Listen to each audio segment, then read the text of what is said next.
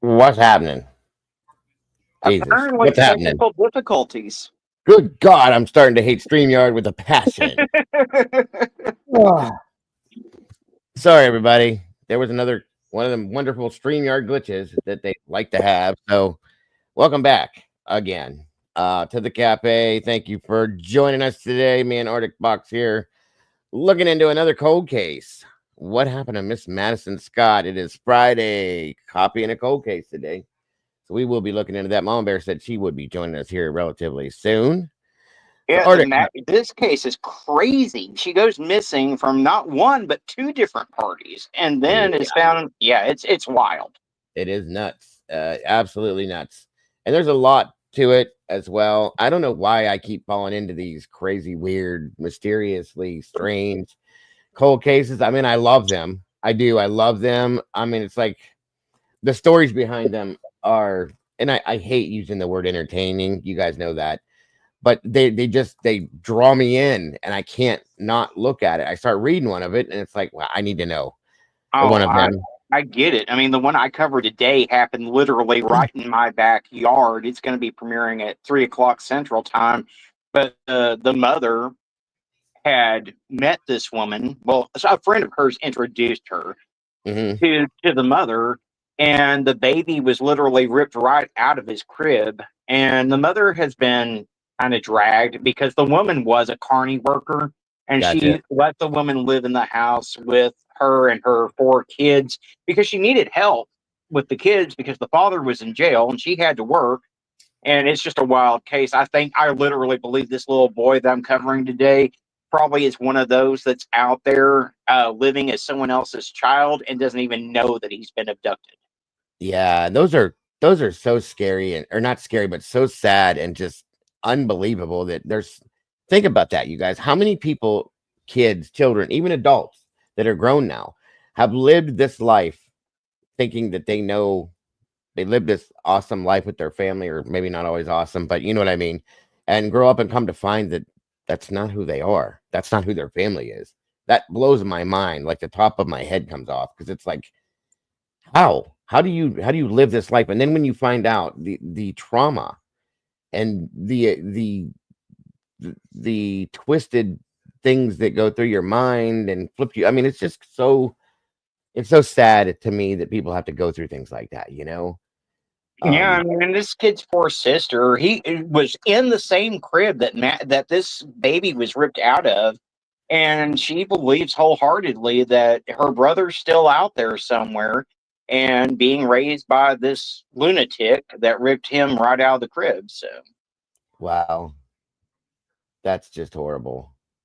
That's amazing. I mean, I just don't understand, guys, how, and I've said this 1,001 times now. I don't understand things anymore. You know, sometimes I pray. Well, not sometimes, all the time. I pray for our kids, but I think back to like, God, I wish I was a kid again because I didn't know this stuff. I didn't. None of us did. You know, we didn't have to. well, and that's the thing. 42 years ago, when the case that I'm covering happened, is back then we didn't really talk about stranger danger as much as we do today and everything else, and people didn't have their guards up as much as we do Right. today.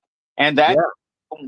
there's good and bad in everything. There's a lot of bad that comes with the internet, but the good is that people are more aware of the Yes. dangers that are out there.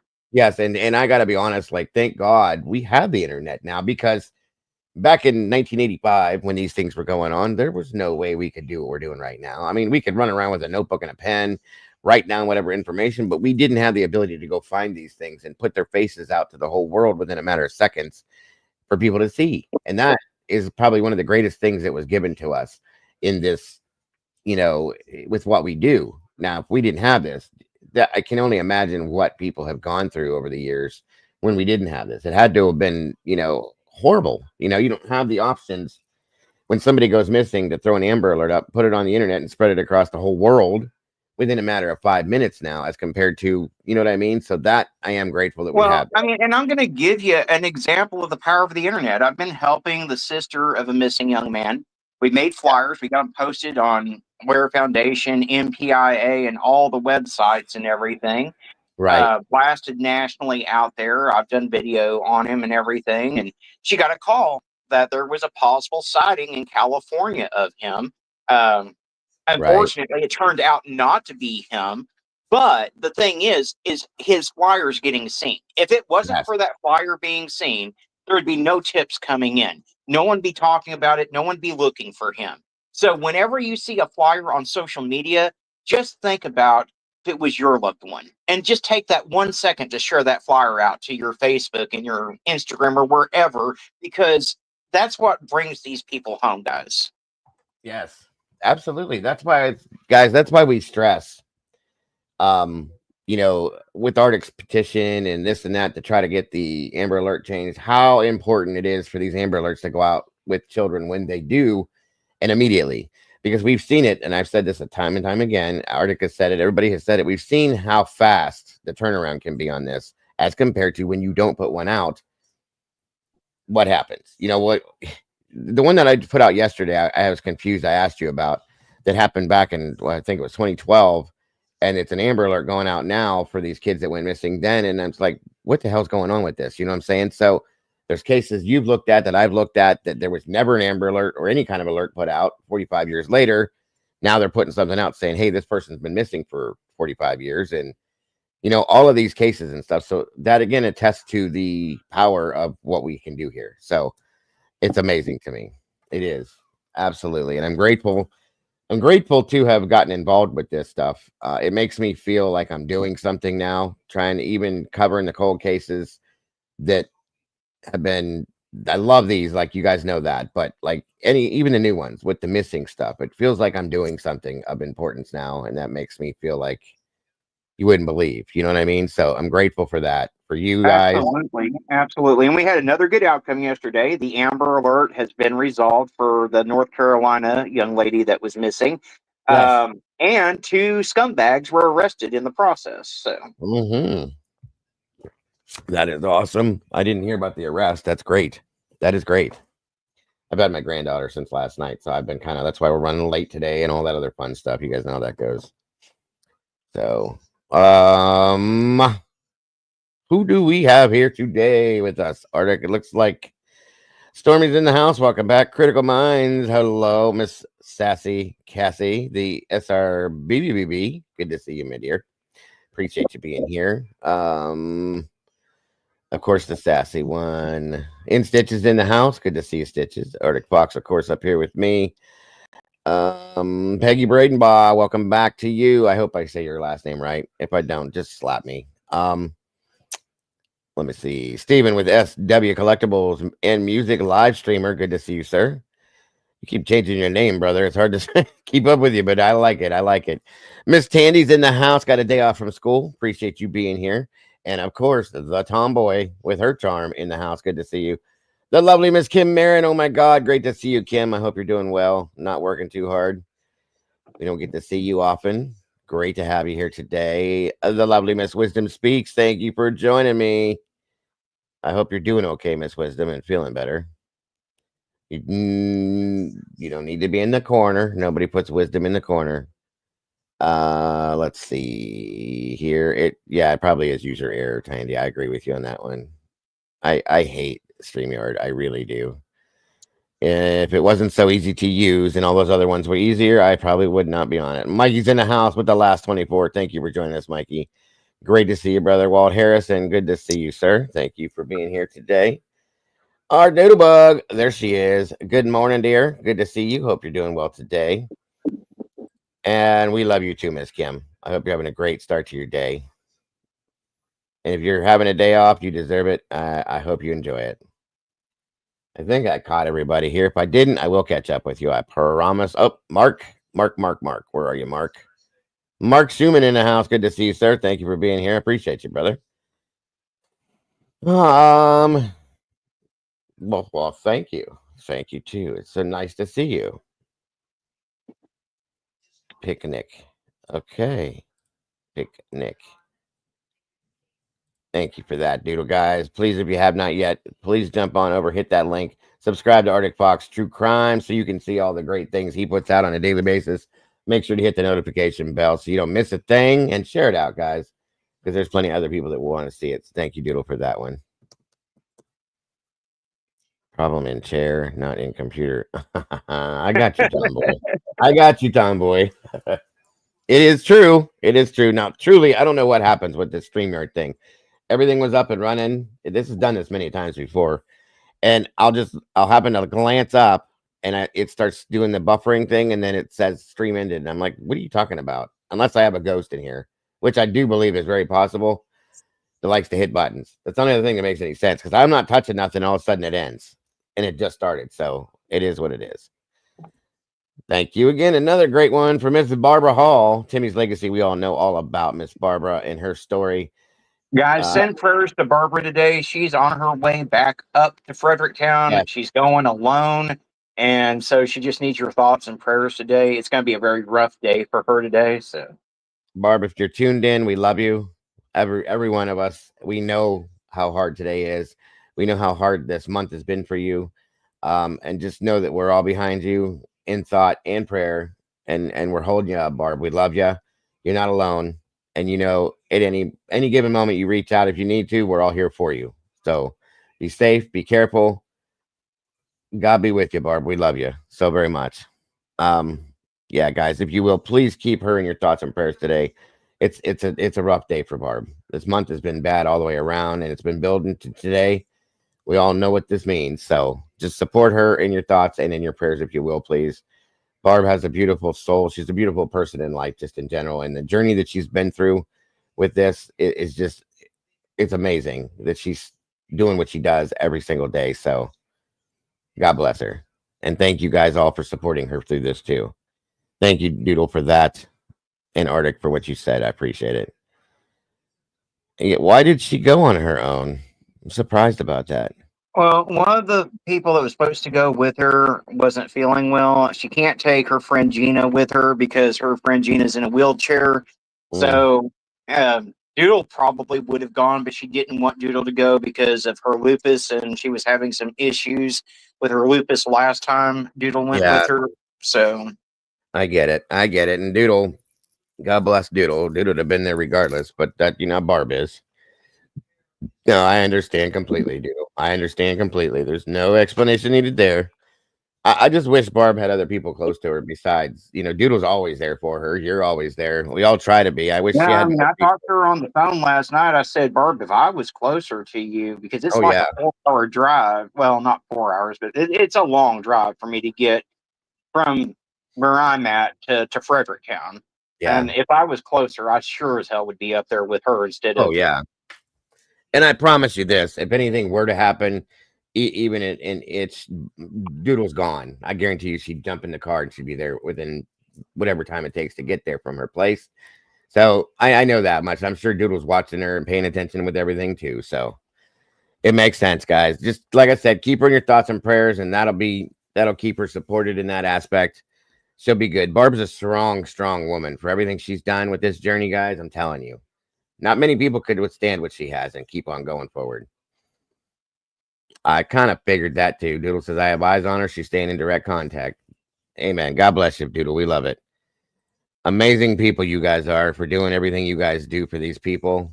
Yeah, I've It said really, it 1,000 times, and I'll say it again. Teamwork is the dream work. It takes a village for us to get these things done. So, amen to that. Amen to that. Yes, sir. Yes, sir.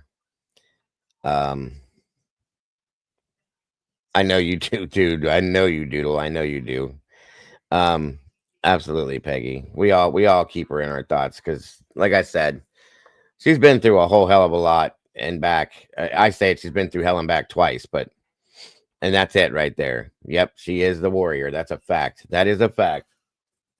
Barb would probably withstand. She's tiny too, guys. She ain't nothing, but like she just fought. I remember her fighting with this dryer she had, telling me about it over the phone one day, and I'm like, Barb, it's a dryer. She's like, no, you don't understand. The thing gonna win. I'm gonna win. Okay, you get it. You got it. It is I what it is. still wish Doodle had gone up there and gotten pictures of Barbara inside that dryer trying Mm-hmm. to put everything together. Yes, and her little tiny little self, and she's inside this dryer fighting with it, this and that. And she was when she got done with it, guys. It was so cute. She was like, "I did it! I beat it, Dago." I said, "Yes, ma'am, you did," and I had no doubt you would. She's so cute, though. Yeah, that's it too. She might be tiny, but she's mighty. she would be like fighting a buzzsaw, and I ain't gonna do nothing like that. So God bless, and God help anybody that ever has to go at her. That's a fact. Doodle said she tried, but she wouldn't let her do it. So I get it, 100%. That's hilarious. I mentioned it already. Kim says, but my husband's friend lived in Fredericktown. Yeah, well, what is going on there, guys? We all have our questions about that place. That's for damn sure. That is for damn sure. It's crazy. That's wild, Kim. Putnam area is original part of Zanesville, Ohio. Lots of homeless in that area. Oh yeah, yes, Zanesville. Absolutely, I know exactly what you're talking about. Stitches. Yes, I think we all do in our own way too. Doodle. She's just such a breath of fresh air with everything she's done, and to be able to withstand it all and stand up every day and go forward.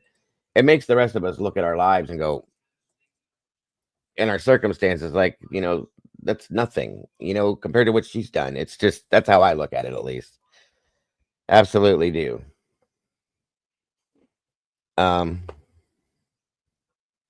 Yes, I love Kim's t-shirt too, guys. If you didn't see it, take a good quick look.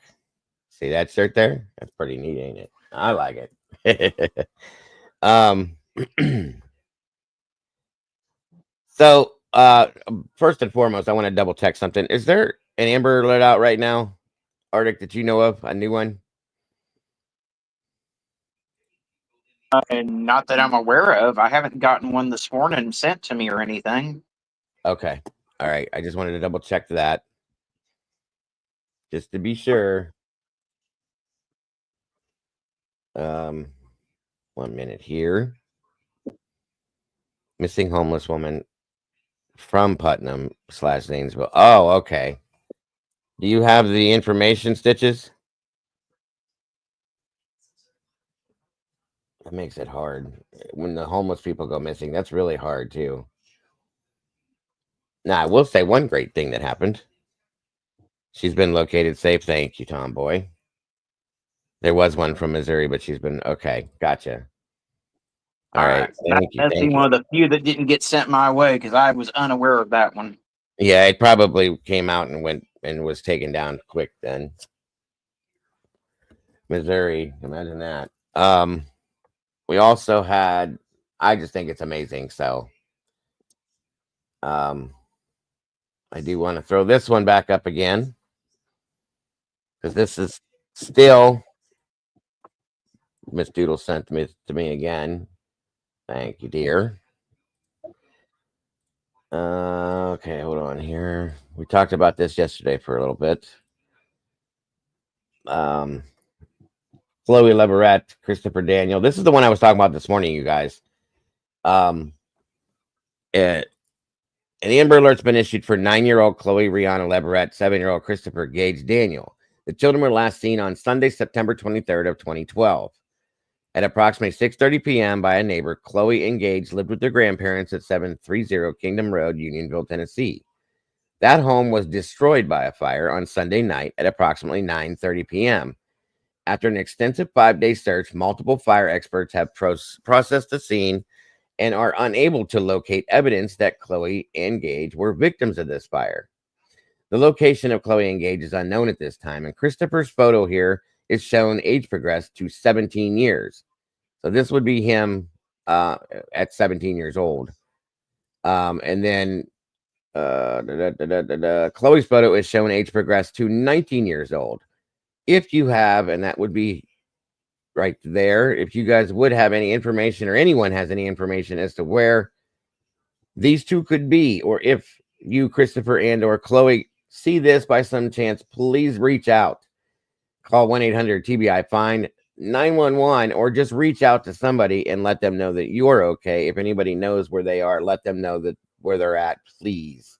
Sorry, guys, I got my words all confused. So yeah, this is the one I was confused about, and you explained this yesterday, that it came out, was taken down, and then went back up. Is that what the deal was? Well, no, they're just rebroadcasting the flyer. Okay. Apparently, it is because I was talking to a friend of mine that lives in Tennessee. It is probably the longest running Amber Alert in the state of Tennessee. Got you. Okay, that makes sense then. And Tomboy just said that forensic anthropologists sifted through all that house and they found nothing from these kids. So where are these kids, you guys? The house goes to the ground. We know how those things happen, and the kids just disappear into thin air. That doesn't make sense. Christopher was 7 and Chloe was 9. Somebody has these kids, and this to me, because this is a traumatic experience.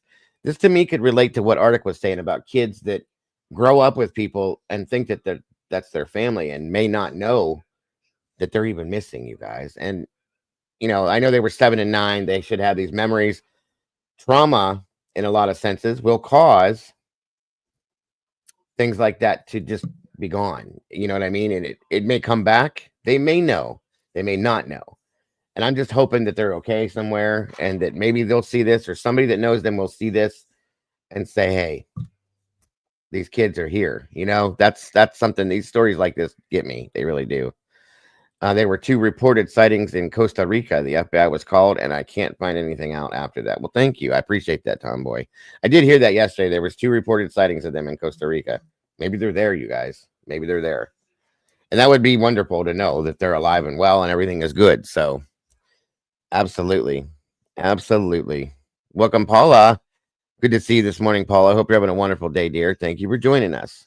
I mean, it's almost like the case out of Oklahoma that I covered a couple weeks ago, where you had a horrible fire. You had 2 missing girls, Ashley Freeman and Loria Bible, and they went missing and have never been seen again. The parents were found deceased in the trailer, but the 2 girls are still missing to this day, nowhere to be found.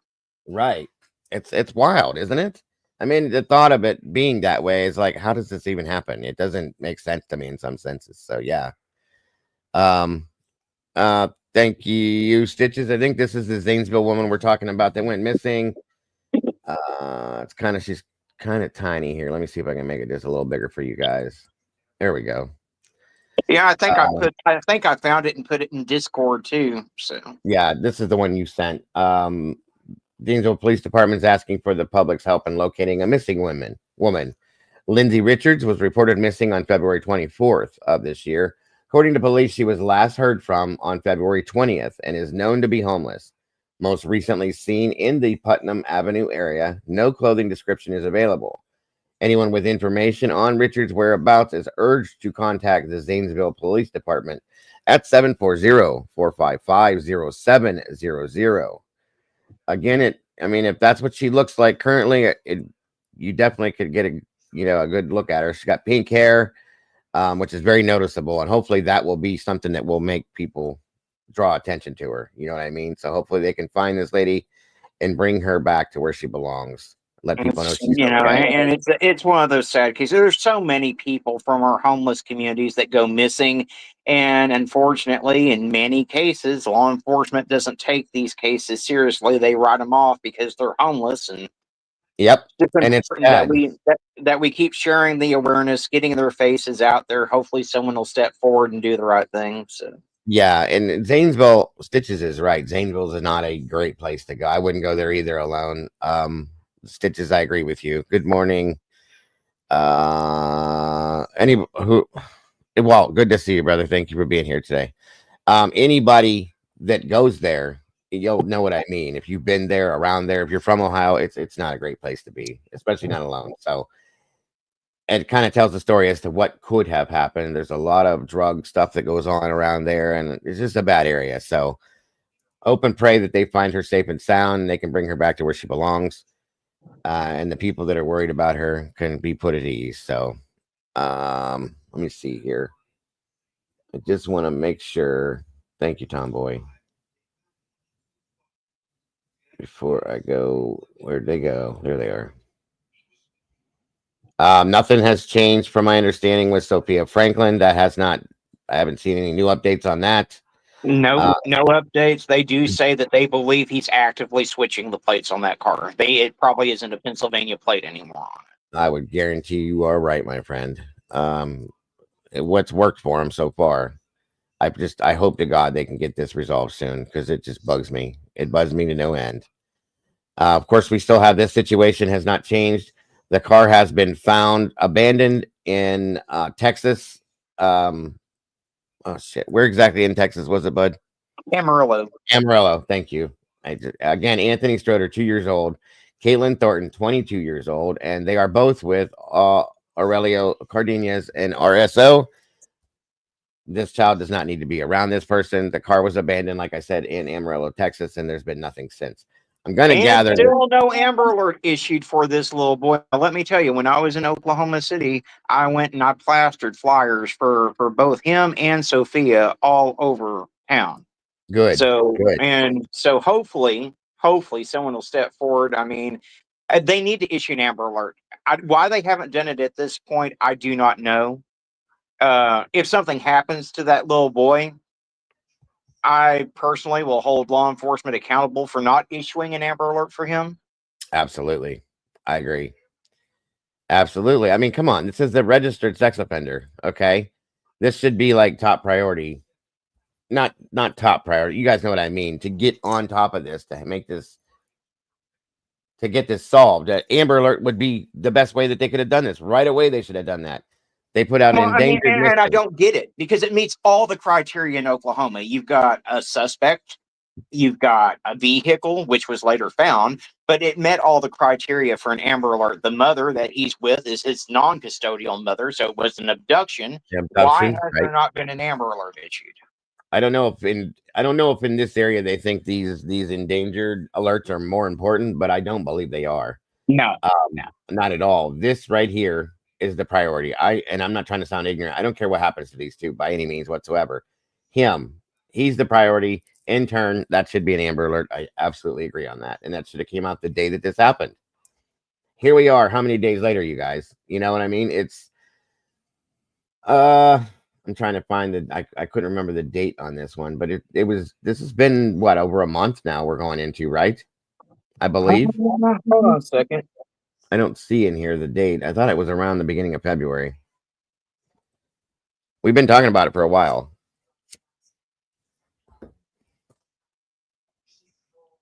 So this vehicle, this Acadia has been found, guys.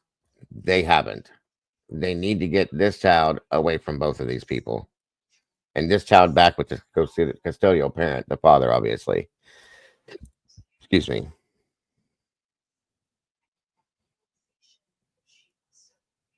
Either way. Welcome. Good morning, Brian. Good to see you. More good news. The duo threw out this morning too. At least let me know. She, because she's so awesome and does some amazing things, was able, as we talked about a little bit. Okay, so Anthony has literally been missing for over a month at this point. He went missing on the 27th of January. Okay, so yeah, exactly a month as of yesterday. There's no call for that. And guys, again, like we've screamed, if there would have been an Amber Alert, there's a very huge chance that this child could have been found within days, if not hours. Okay, so this is a problem. It's a huge problem. So if you have any information, please contact that number or just dial 911. If you see anything, please let them know. It's important to get that child back where he belongs. We talked about this the other day, baby Lisa Irwin. Doodle did a thing on this as well. I think, Arctic, you covered this too at one time, didn't you, or did you not? I'm not sure if I did or not. I know that I have posted her multiple times to my community page, though, through the years. Right. Okay. So, again, Doodle was able to get this handled and get her into MPIA. We now have a flyer for her, and that's absolutely amazing, Doodle. You just, that's awesome. Thank you for doing what you do, and God bless. That's amazing. I'm going to read this again, guys, because this is a very heart-tugging case. Again, this baby is so beautiful. Baby Lisa Irwin. This is out of Kansas City, Missouri, last seen October 3rd of 2011.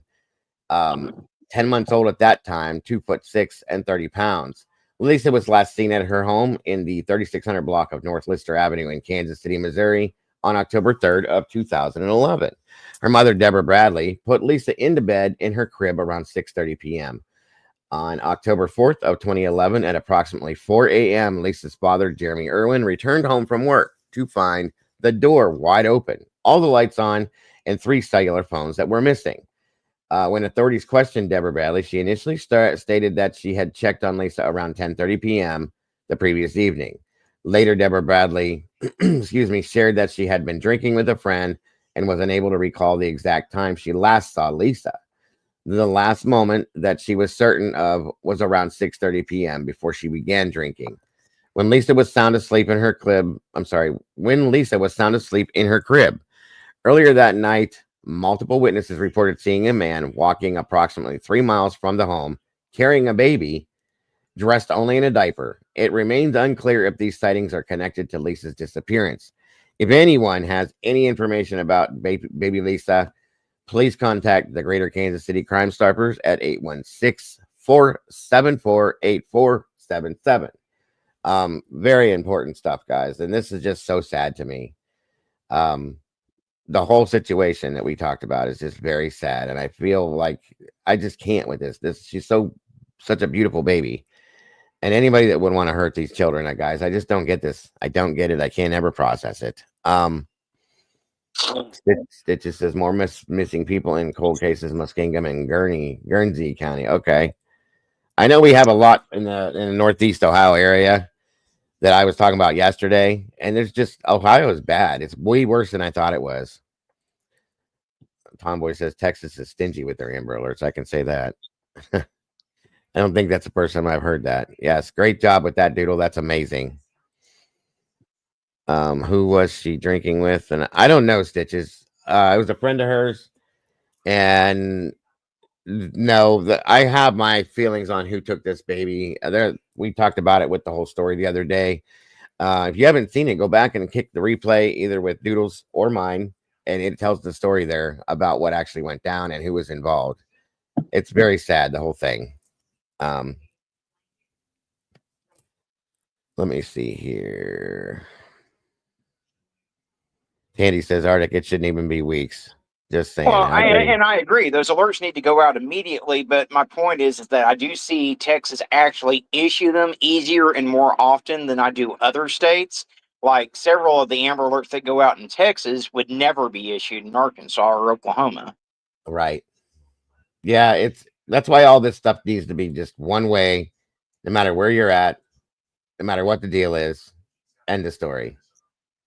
That's my absolute opinion on that. Doodlebug does have, you guys, a full video on this that she covered with baby Lisa. Like I said, I did it, a short show on it when I did the show the other day, but Doodle has the in-depth scenario with it and everything. So, also, 1 minute here. 1 minute. 1 minute. 1 minute.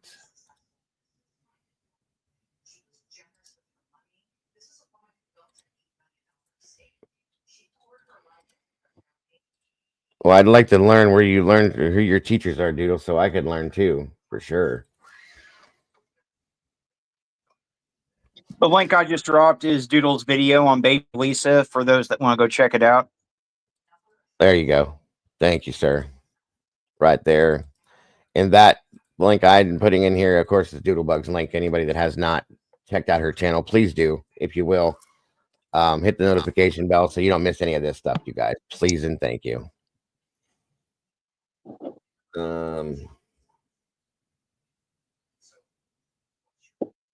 Oops, what did I just do? Derp. Here we go. And of course, we also have Mind of Monsters link there, guys. Please check out Mom's channel.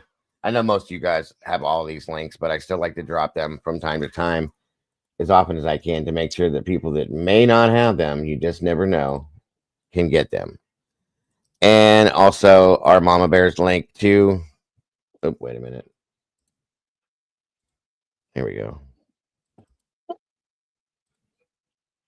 There we go. And I don't have can't get to it either. Wisdom Speaks. I don't have her link right now. One of the mods could drop hers, and also Miss Kimber for Kimber Crimes. If you could drop hers too, please, somebody, because I don't have those two. They're the only two I don't have. So thank you.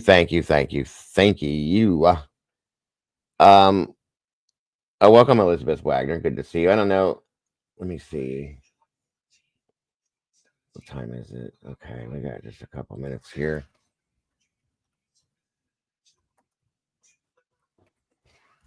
I'm also gonna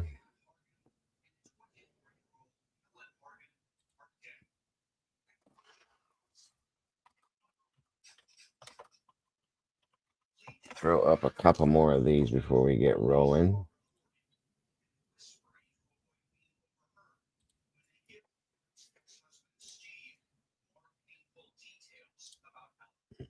Okay, 1 second. Doodle, if you have Wisdom's link, can you drop it? Because it's not pulling up for me when I go searching for her channel. I can't ever get it. That's the problem. Same with Kimber's. I can't pull either one of those links no matter what I've done. I don't know what it is, but there it is. Thank you. There's Kimber. That would be Mind of Monsters, mom's co-host on her shows all the time. Miss Kimber, as I call her. There is her link to her channel, Kimber Crimes. Please go check it out, guys. Help her to grow that channel and get things rolling with that. Very much appreciated. I'm sure it will be growing here soon. And of course, the lovely Miss Dutchie. Dutch for the missing. Duchess does amazing things, you guys, and we all know that. So if you don't have that link, there's that one. Please go check out Miss Duchess if you can. When you can, you won't be disappointed, I promise. And we just need to throw if we can find Miss Sherry's link for Wisdom in here.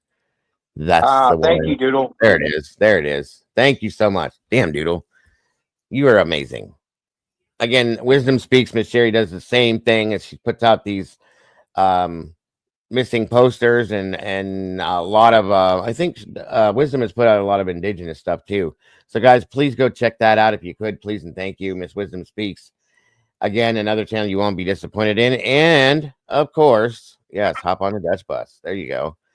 Our own Mikey, the last 24. Mikey's been putting out videos on his channel too. Please and thank you guys. Go support that channel.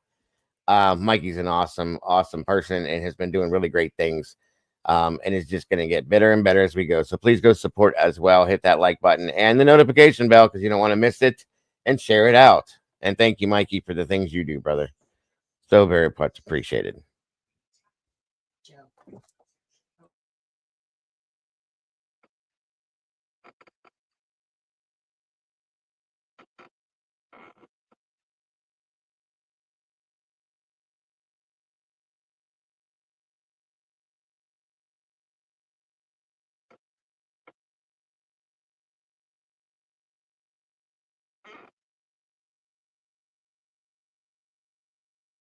No problem, brother. No problem whatsoever.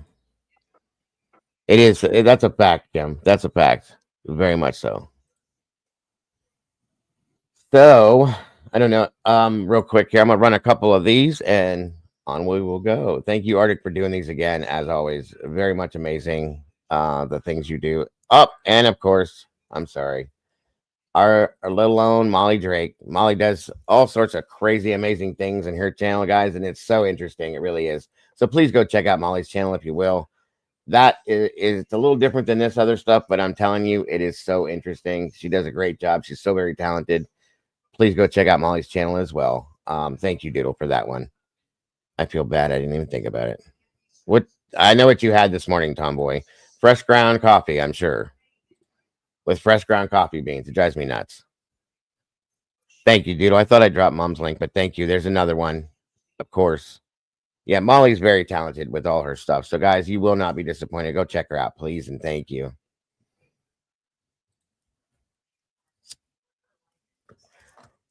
Okay.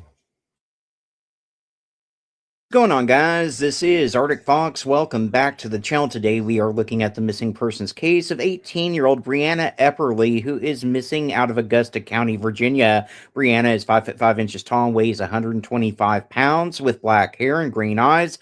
The Augusta County Sheriff's Office is asking for the public's help in locating the missing teenager. Brianna was last seen in Augusta County, Virginia on the 24th of February, 2025.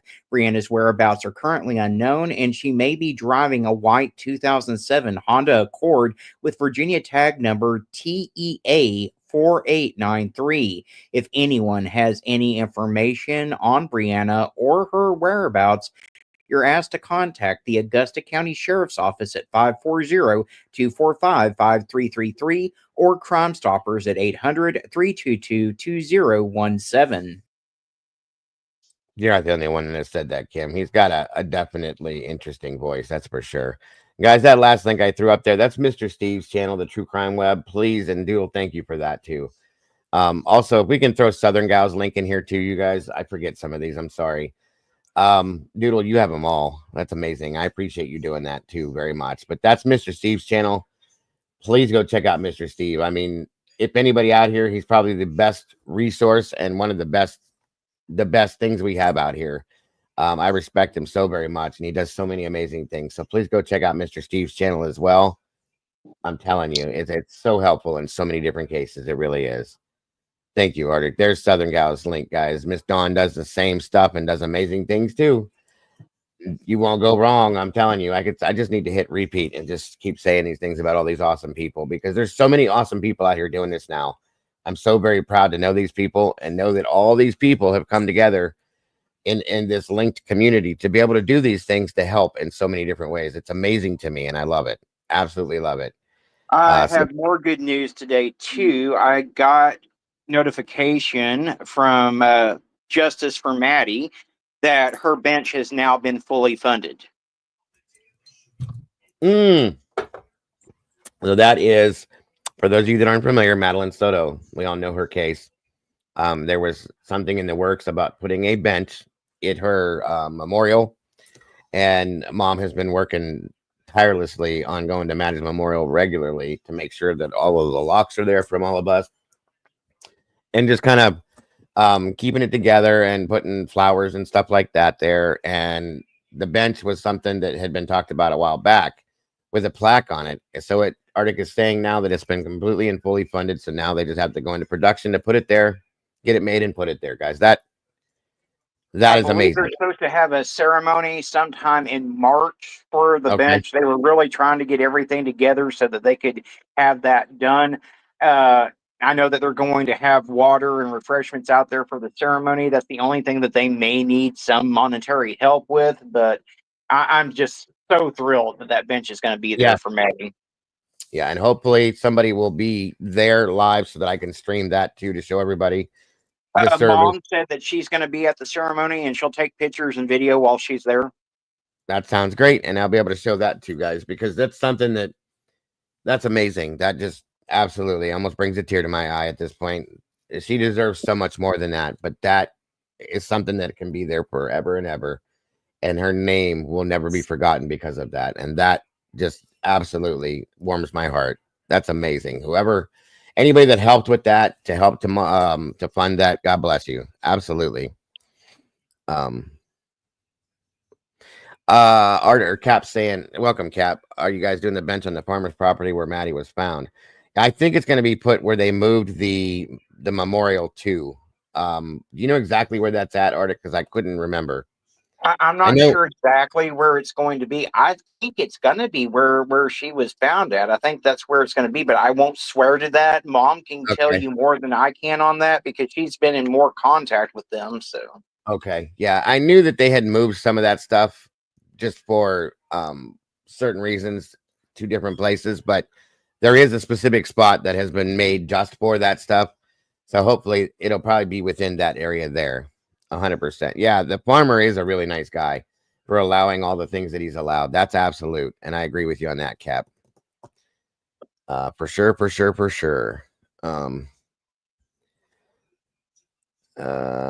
Yes, very much so. I don't know if you guys have seen any of the sorry. Moving on. Good Lord. What is going on, guys? This is Arctic Fox. Welcome back to the channel. Today we are looking at the missing persons case of 16-year-old Koa Dang, who is missing out of Annandale, Virginia. Koa has black hair and brown eyes. The Fairfax County Police Department is asking for the public's help in locating the missing teenager.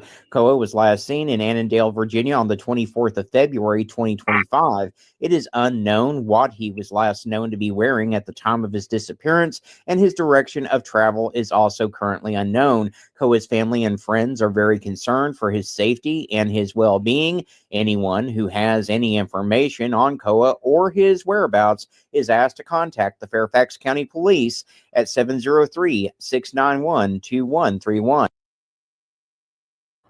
What is going on, guys? This is Arctic Fox. Welcome back to the channel. Today we are looking at the missing persons case of 62-year-old Denise Reed, who is missing out of Fredericksburg, Virginia. Denise is 5'3" tall and weighs 180 pounds with black hair and brown eyes. The James City County Police Department is assisting the Fredericksburg Police Department in the search for the missing woman.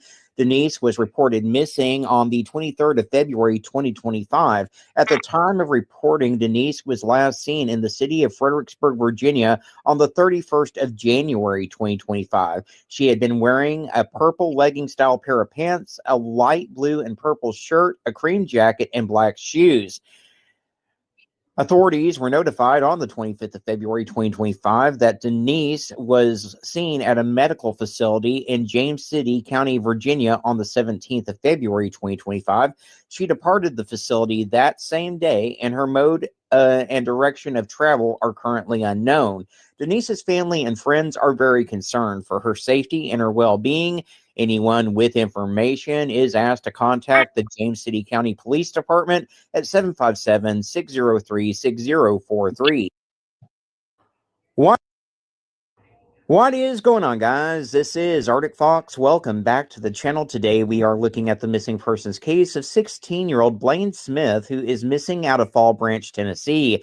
Blaine is 5'6" tall with brown hair and blue eyes.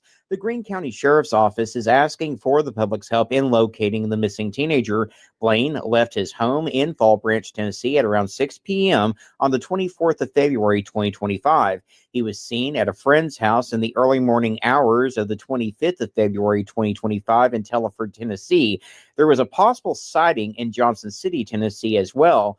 Blaine was last known to be wearing ripped black jeans, a black hoodie, and white Nike shoes. He does require medication, and he may be in need of immediate medical attention. His family and friends are very concerned for Blaine's safety and well-being.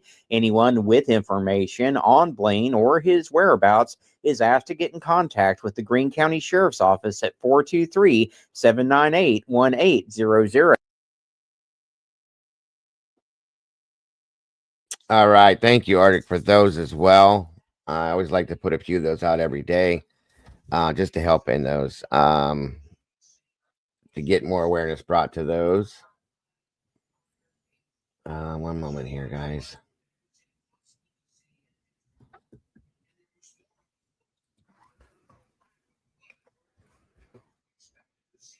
Let's see here.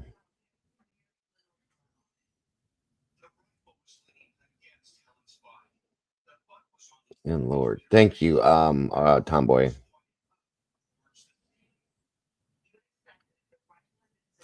Definitely appreciate that.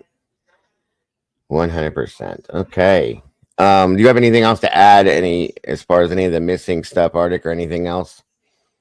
No, that's pretty much it. I mean, the one that alarms me the most is Denise Reed, because there was a significant amount of time in her being reported as missing. So critical hours, hell, critical weeks were missed in her disappearance. Yeah. Yeah. That 100% can be a problem within that kind of stuff. So yes, absolutely.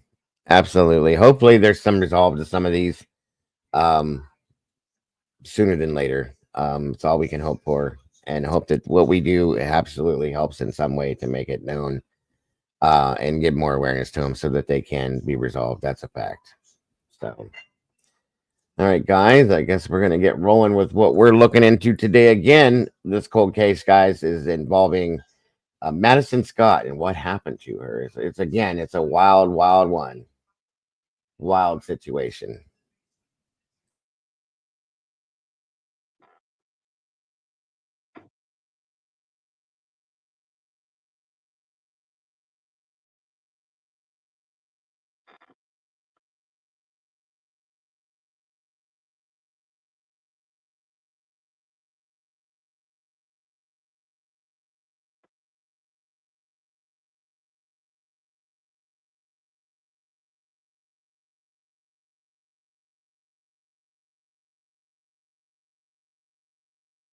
Also, before I'm setting this up, I want to drop this link too. Miss Paula Fitzhenry is in here. She's got a channel, guys.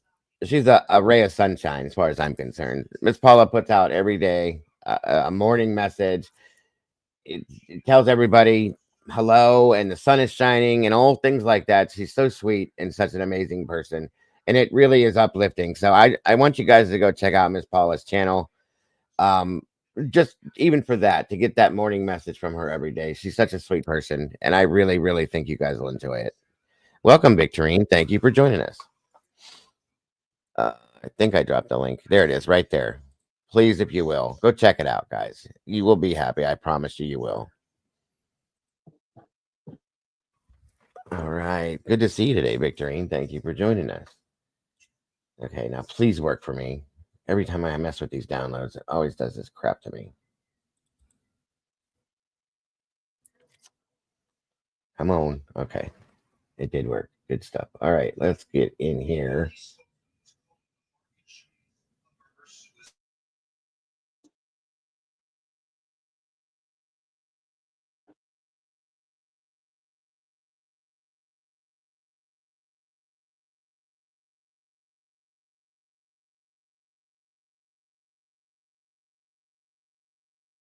All right, we're loading in. Did you see the bust this morning, Arctic? Or not? It was advertised in the news this morning, but they arrested 200 plus illegal immigrants in Arkansas. I saw that. I Yes. did. Good stuff. Good stuff. Pushing forward. Just saying. I got an alert on it again. I don't know why. I got it earlier, but okay.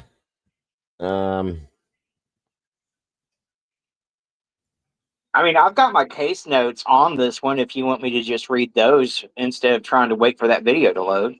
Oh, I got it. It's up now. Okay. I All was right. just double checking. Oh, come on. Sorry. Matahari, welcome and congratulations. Happy day anniversary to you. 5 months is amazing. And I do appreciate you so very much. Thank you for being here. Here we go.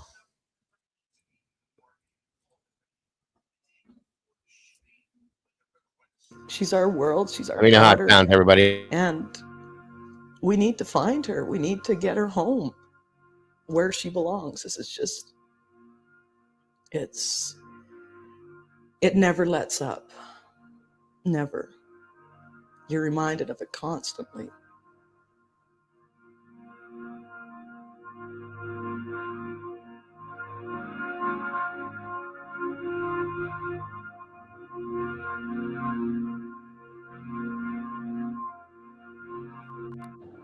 Maddie is the type of girl, she's a very independent, strong, witty, smart girl. She loves her family and friends, and she loves life. She just loves doing all of her activities. She's into photography, her dirt biking, swimming, water sports. Maddie's just a great, rounded person. Me and Maddie decided to go camping that night because it was a party and we didn't want to drive home drunk. That night was actually the first night me and Maddie went camping together. The last time I saw Madison was Friday night. She had left the house to go on her camping trip and had forgotten some of her items, the tent poles, and she came back to the house to grab them. When we pulled up to the lake, we unpacked the tent, but it was too small of a tent and it didn't have the poles. So then we headed back to town and got a bigger tent. And that was about 9:30 on Friday night. It's the last time I saw Maddie. Congrats, Captain Jenks. Happy day anniversary to you, brother. 9 months. That's amazing. I appreciate you so very much, brother. Absolutely so very much. And thank you for everything. Just being here. Thank you again for that, sir, for that super chat. God bless. I appreciate it. So very generous. Keep up the good work. I am doing my best. Promise you. I promise you I'm doing my best, sir. And thank you for that very much. Appreciate that. I asked what she was why she'd come back home. She said she forgot her tent poles and she was just grabbing them. And You know, I thought it was longer than that. I thought it was at least over a year cap. So that's okay. Either way, we know the truth. It doesn't matter. YouTube can have their little thing and we'll know the truth. Either way. And again, thank you for that, brother. I appreciate that very much.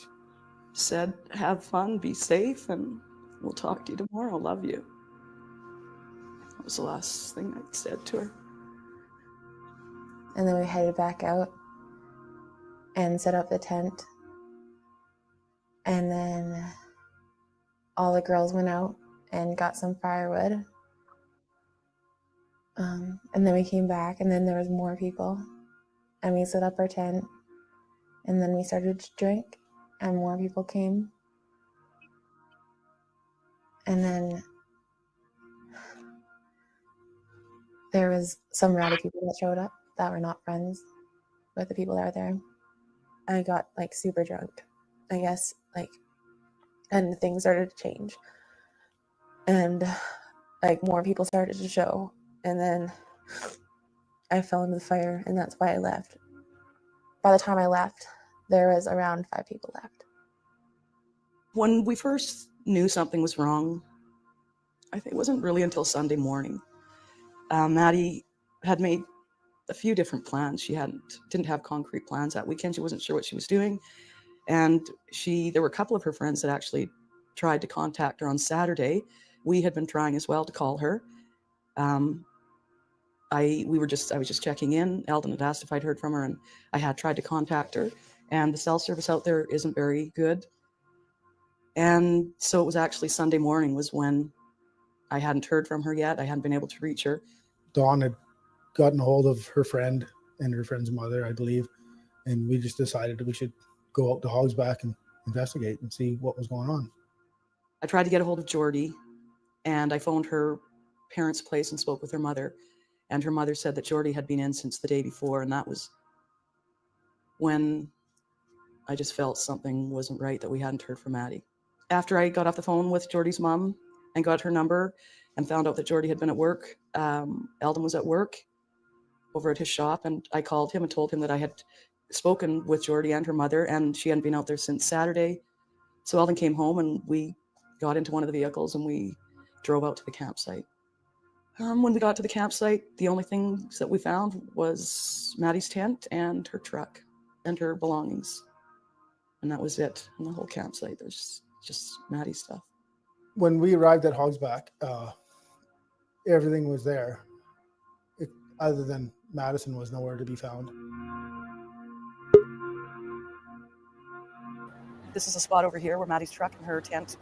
Welcome back, bro. Where we found it. The last location at Hogsback that Maddie was seen.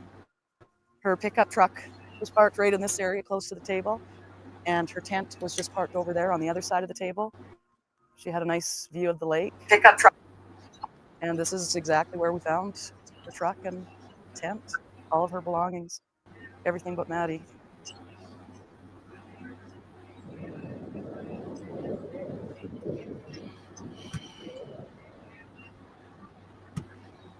Just minutes after getting there, we looked around. We had spare keys with us. And we opened up the truck and saw all Maddie's stuff, that it was there, everything that was there except for her keys and her phone and her. And we looked around. Eldon started doing a broader circle. There was some other people camping nearby that my wife went and talked to, and it turned out they were friends of Maddie. That we talked to them, and they hadn't seen her, and the truck had been there the whole time from the night before.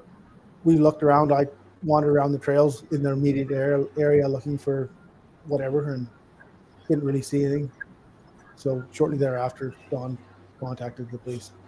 Hi, I'm calling. My daughter is 20. We're at Hogsback, and I haven't heard from her since Friday night. And we just came out, and our pickup is here in the vehicle, and people haven't seen her at all. And what's her name? Madison Scott. And what's her date of birth? April 29th, 91. So she was last heard from on Friday? Friday night, yes. Oh. All of her stuff's here, but yeah. I don't know. Where does she live? With you? Yes, with us in Vanderhoof.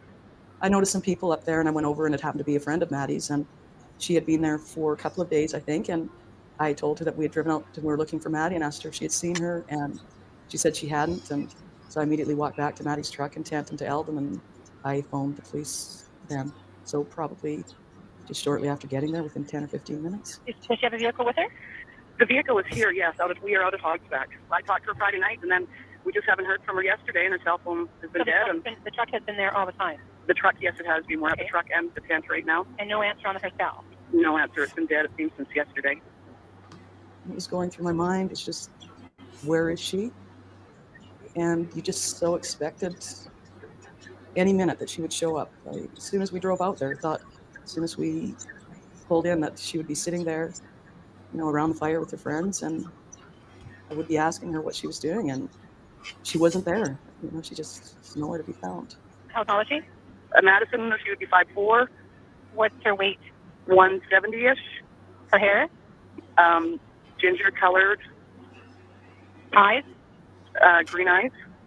I think when Jordy left, she didn't want to leave Maddie there. She asked if Maddie would come with her, but Maddie said that she was set up in her tent and she was staying. I think Maddie thought that there was other people staying there besides her. She like was kind of like, no, like don't leave, like, but she was already in bed, and I was just like, well, like I can't, like I need to go, like I'm just super drunk. When I went back to Hogsback in the morning, I found like the tent door open basically, and like everything was just around in the tent, like spread it out, like pushed to the side, and like that was it. I don't know what time the police met us at the lake. I believe the police came out shortly after the phone call was placed, which I think was approximately 12:30 in the afternoon. After the police arrived, they talked to us they asked us where Maddie should be and what we expected, when she would have been expected home, who she was with and stuff like that. At that time, I believe they, asked us to contact anybody, any of her friends and any of her acquaintances. So we started phoning anybody that she was associated with, as many people as we could, and anybody that came and went out of the campsite, we were talking to, and we just trying to contact anybody that might know where she was.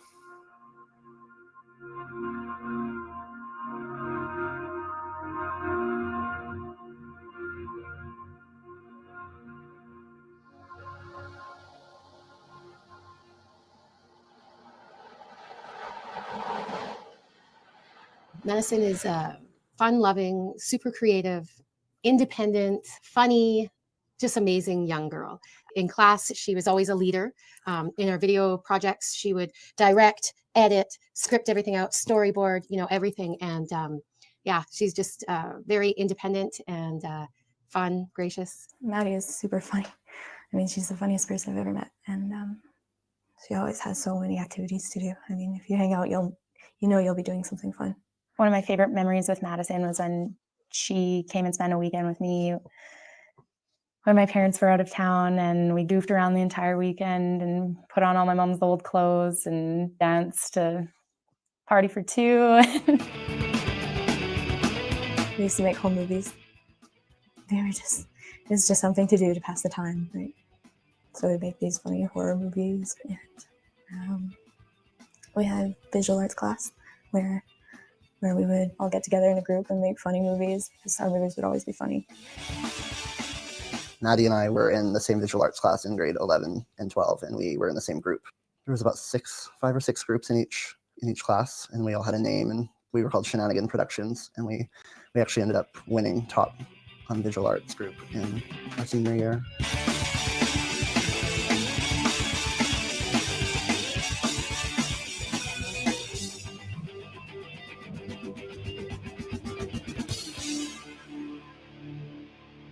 Maddie enjoyed school, but she's very social, and to her it was more of a social thing, and that's just the type of girl she is. She really enjoys people, and she's. Good morning, Mother. Thank you for joining us. Appreciate you. I hope you're feeling good today, and I hope you're having a good day, Mom. If you leave the house, please be careful. Please be safe. I love you. So incredibly intelligent, and witty, and she could just write so well. And she didn't always apply herself as well at school, but she had fun, enjoyed school. She's hard to describe. Like, she's so dynamic. Like, she's kind of the girl who'll, you know, like throw on a dress 1 minute, and the next thing you know, like you'll see her in coveralls, like changing like the oil in her truck and stuff. And she's kind of like always the life of the party. And I don't know, she's pretty stubborn and likes to do things her own way, but she's a lot of fun, and she's a really, really good person to be around. Maddie had a lot of interests and hobbies. She was quite athletic. She liked playing hockey. Mostly she liked riding her dirt bike. She would ride horses with Georgia, her sister, and I from time to time.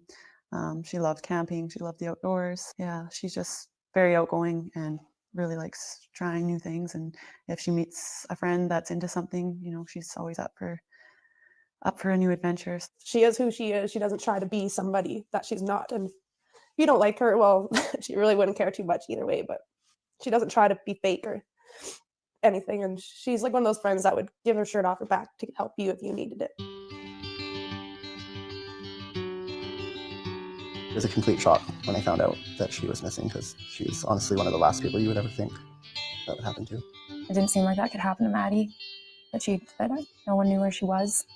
I was in disbelief. I figured since Madison kind of has spontaneous personality, she probably just went to Prince or something, and maybe she lost her phone, or who knows. I mean, I couldn't believe it at all. When I first heard of Madison gone missing, I didn't really know what to think or what to do, but just tried to lend as much support as I could to her parents and try to find her and stuff. The night Maddie went out to Hogsback, her and I were supposed to actually hang out that night. I was in town for a practicum for school at the hospital and was going to be heading back to Prince George soon for the summer. So we had planned all week to hang out Friday, and day before, I think I started texting Maddie about it, asking what we were going to be doing. And she finally replied through texting and said, "I'm going out to my friend's birthday party tonight at Hogsback. Sorry." What I understand of the night that Maddie disappeared is that there was a birthday party. It was posted on Facebook. A whole lot of people showed up, people that weren't really associated with that crowd at all, and they decided to leave in different groups at various times in the night. And Maddie was left behind. Nobody camped there but her. The next day, some people came back to get things that they missed, and they saw her tent there, but they didn't go by to shake it or get her to wake up or anything, so nobody knows that she was there. It just didn't make any sense to me, and it didn't really clue into her being gone until the Monday morning, and then it really sunk in, and it's just horrible.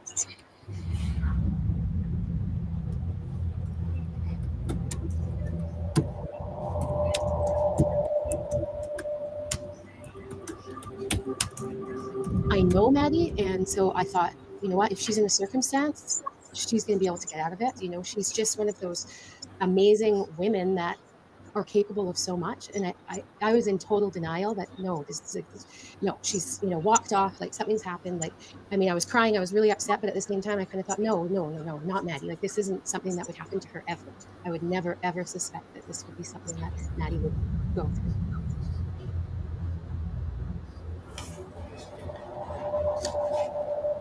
My gut just told me that, yes, something is very wrong. She actually has gone missing.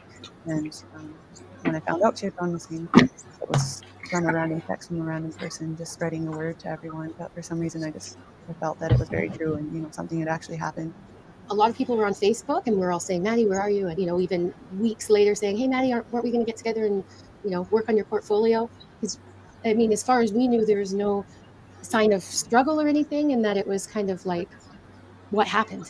What went on? How is this even possible? Is this happening to this girl, to this family, and this community?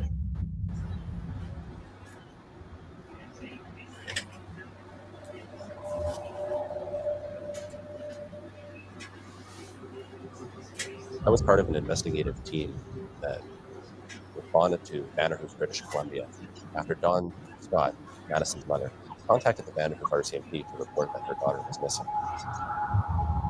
One of our investigative priorities upon arriving in Madison was to identify and interview everyone that was at the party that night with Maddie. On top of that, there was a party the next night at Hogsback Lake, and investigators also worked diligently to identify and interview those people as well. The police have pretty much interviewed everyone and polygraphed everyone from the party, which is over 50-some people, I believe. And kind of at the point now where they believe that it's someone who wasn't actually at the party who has something to do with Maddie disappearing. I think it's no secret that in the course of the investigation, polygraph has been used as an investigative tool. I would be doing a disservice to those people who have undertaken the polygraph examination to speak specifically to the questions. As well as we continue the investigation, we will have to use this technique further to eliminate people in respect to their involvement in Maddie's disappearance. But I can say that we have received cooperation from everyone that was at that party that night to eliminate themselves from any involvement in Maddie's disappearance.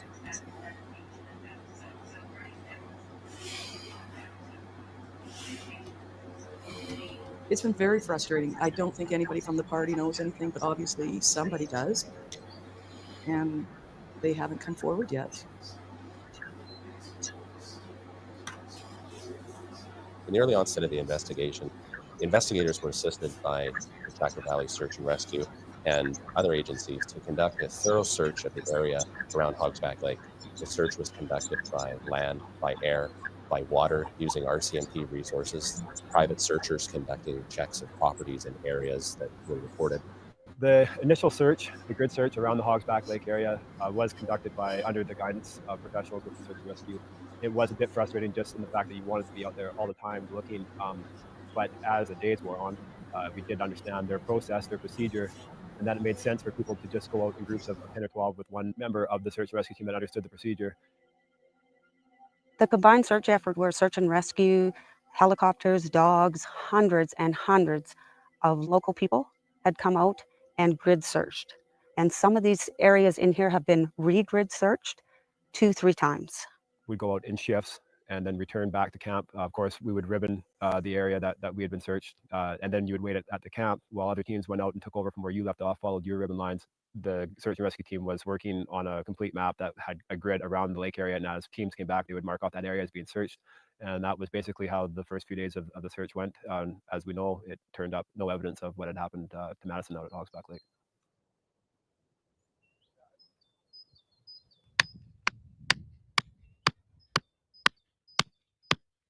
Because there were so many people involved in the search, we realized early on that we needed to mark the areas that we felt that we had searched thoroughly and extensively. So we came up with a system prior to the ribboning that we eventually did, just quickly improvising with spray paint. We did the S for Scott, 6 for the month of June, and the 2nd being the date. So we were here on June 2nd, and then we would add the arrow to show which area we focused on. Some of the difficulties we face when we're searching for Maddie is the really rough terrain that you have to go through. It's a very dense forest in here. It's not a lot of open area, so you're going through very, very thick bush, hurtling over a lot of deadwood. There's tons of deadwood that you go under, and you have to look under everything.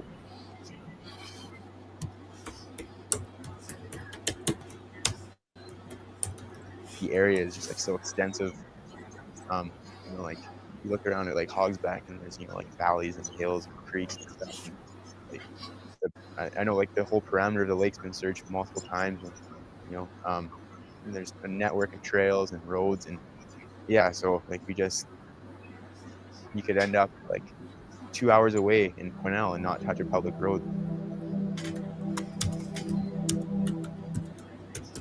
There is a vast network of roads out in this area, leading out of the Hogsback Lake area, the Bobtail, the Blackwater, the Fox, the Grizzly, and off of those roads are more roads, you know, unmarked roads, unnamed roads, logging roads, trails that are accessible, trails that, you know, might need a little bit of work to get into, but we just really felt that we couldn't leave any area unsearched.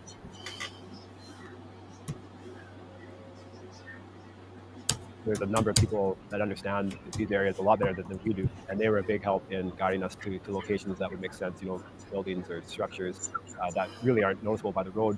You know, people that were familiar with the area said it's worthwhile to look in at the cabins by Graveyard Lake. Within the first few days of the search, we made our way down the Blackwater Road towards Graveyard Lake, towards Bobtail Lake, searching all of the roads that lead off of the main road. The area around Hogsback Lake and all the way out to the Bobtail and so on was settled early 20s. And yeah, there's trappers cabins, there's you know, sites that people have forgotten about that you just come across, and it's wow. You know, even from the air you can't see some of those places. It just, they've been unused for so long. Yeah, so you just don't know what's all out there.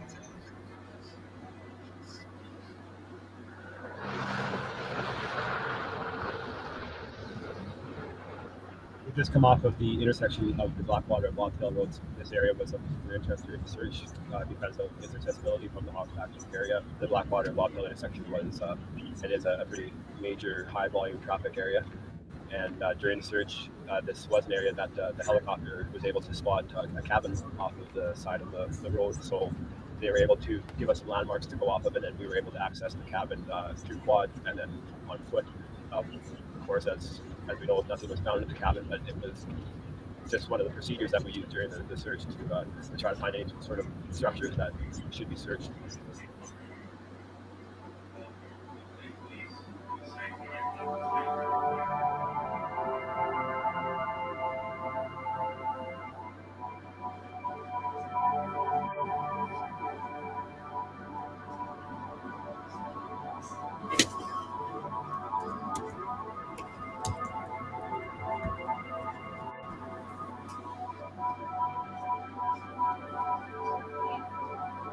Agreed, Cap.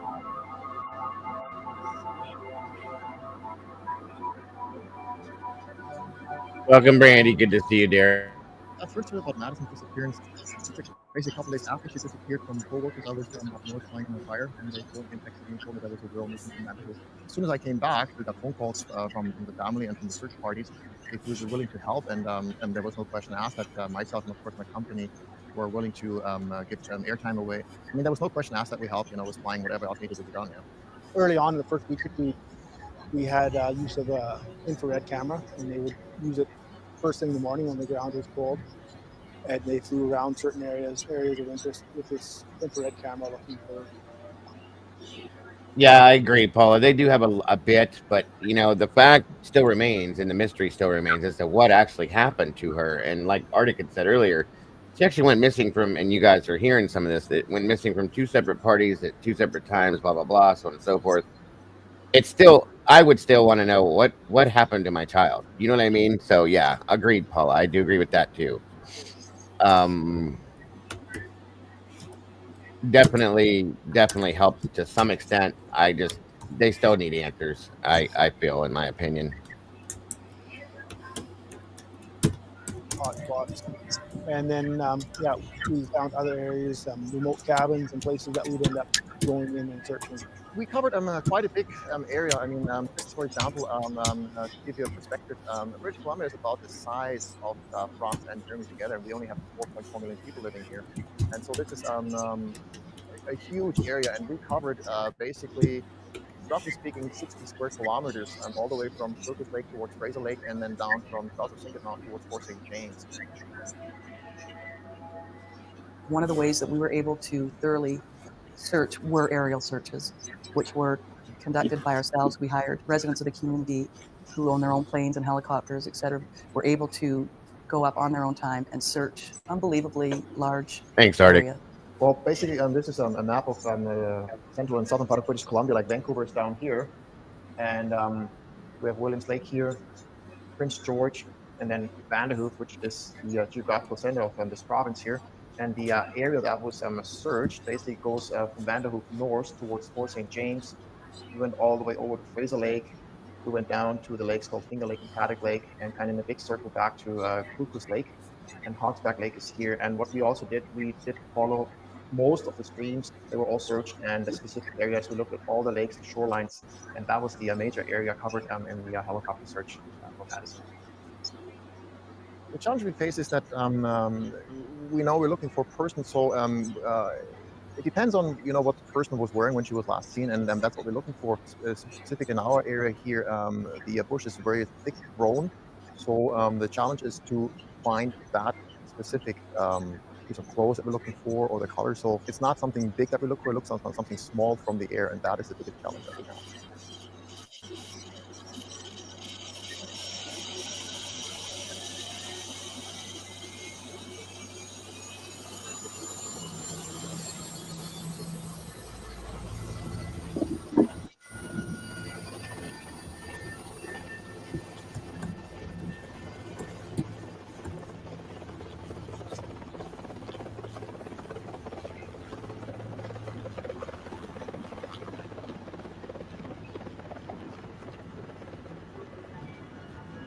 I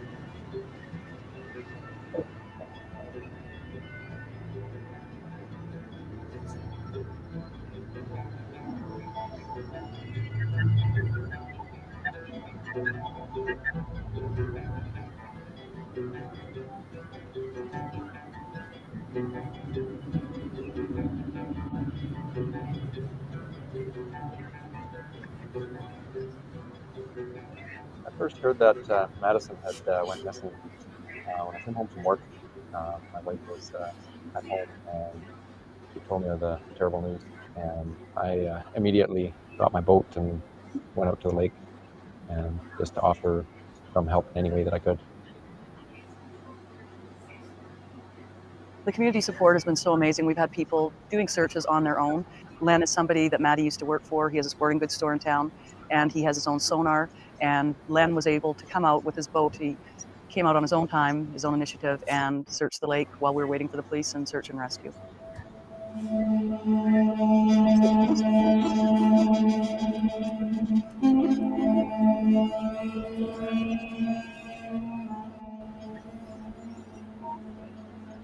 This type of a sonar is a side scanning sonar. It scans to the sides of the boat as opposed to directly underneath it. It creates shadows behind the objects. And by doing that, it creates images of the objects. So you can get some very detailed info as to what is on the bottom. I've spent probably 10 hours on the water searching since Madison.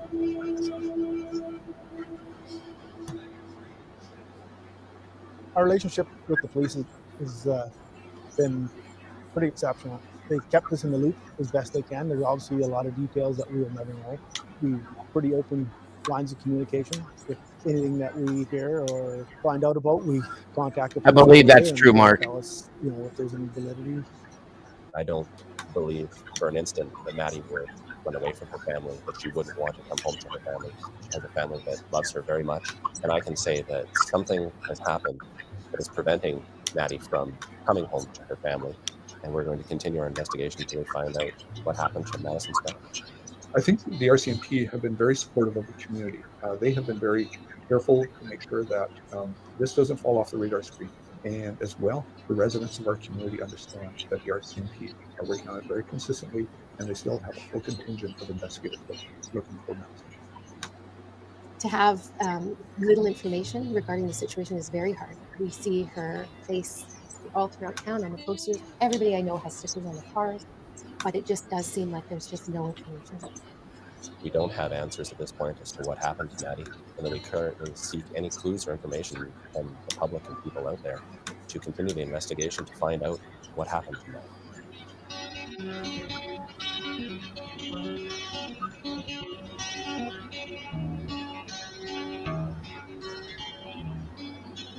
The support of the community has just been incredible, and it just goes to so many different levels of resources given to this search. And one of the things to me that was just so incredible was after the initial 2 weeks, you know, to go back into work and, you know, everyday life as much as you can. You start hearing from other people that, you know, just took it upon themselves to go out onto these back roads and places that maybe we would never have even thought of, you know, to find out that people had continued on from basically the Prince George side and made their way all the way from Prince George to Hogsback down to Blackwater, you know, on their own. Other people going up towards Fort St. James, towards Fraser Lake, doing the lakes there, logging roads there, the trails, and you know, then bringing it upon themselves to come back to the family and say, you know, just so you know, we've been out in that area. You know, we used our weekends, we used our vacation time. We've decided that this year we're not going away. We're going to stay in the area and head out into the backwoods and just continue the search. And that's, to me, is just an incredible sign of how incredibly supportive this community has been. Oh, it's unbelievable. I don't think we can put into words how great the community's been.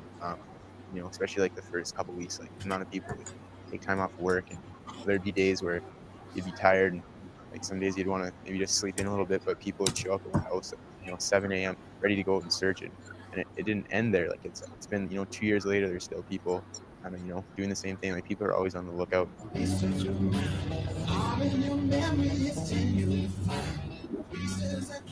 I think we're a very close community. We're a community that hurts for each other. And so when you have a small community that senses the hurt that one family member has. It's a really a troublesome time, and there's reminders every day that go along with that.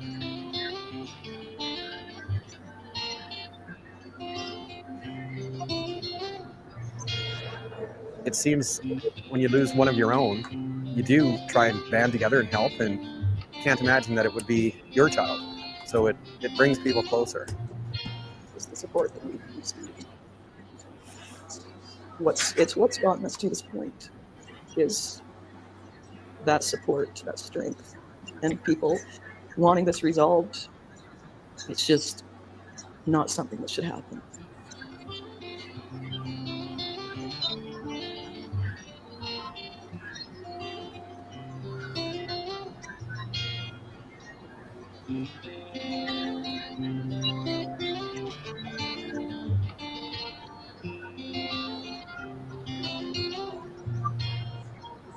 It's pretty hard. I live in Williams Lake, which is 2.5 hours south of Vanderhoof. So, I mean, we see Maddie's posters everywhere we go, but I find when I drive back to Vanderhoof,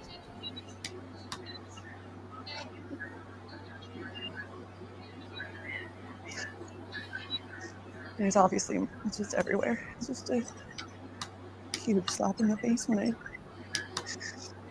drive back here.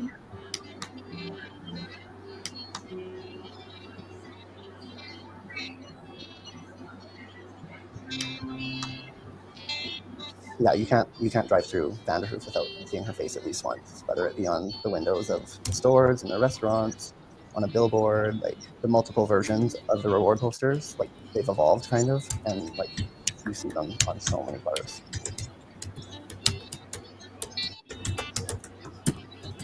Our big thing is to keep the awareness of what's happened with posters. We've done media events. We have a reward we've offered, just trying to keep the awareness of what's going on.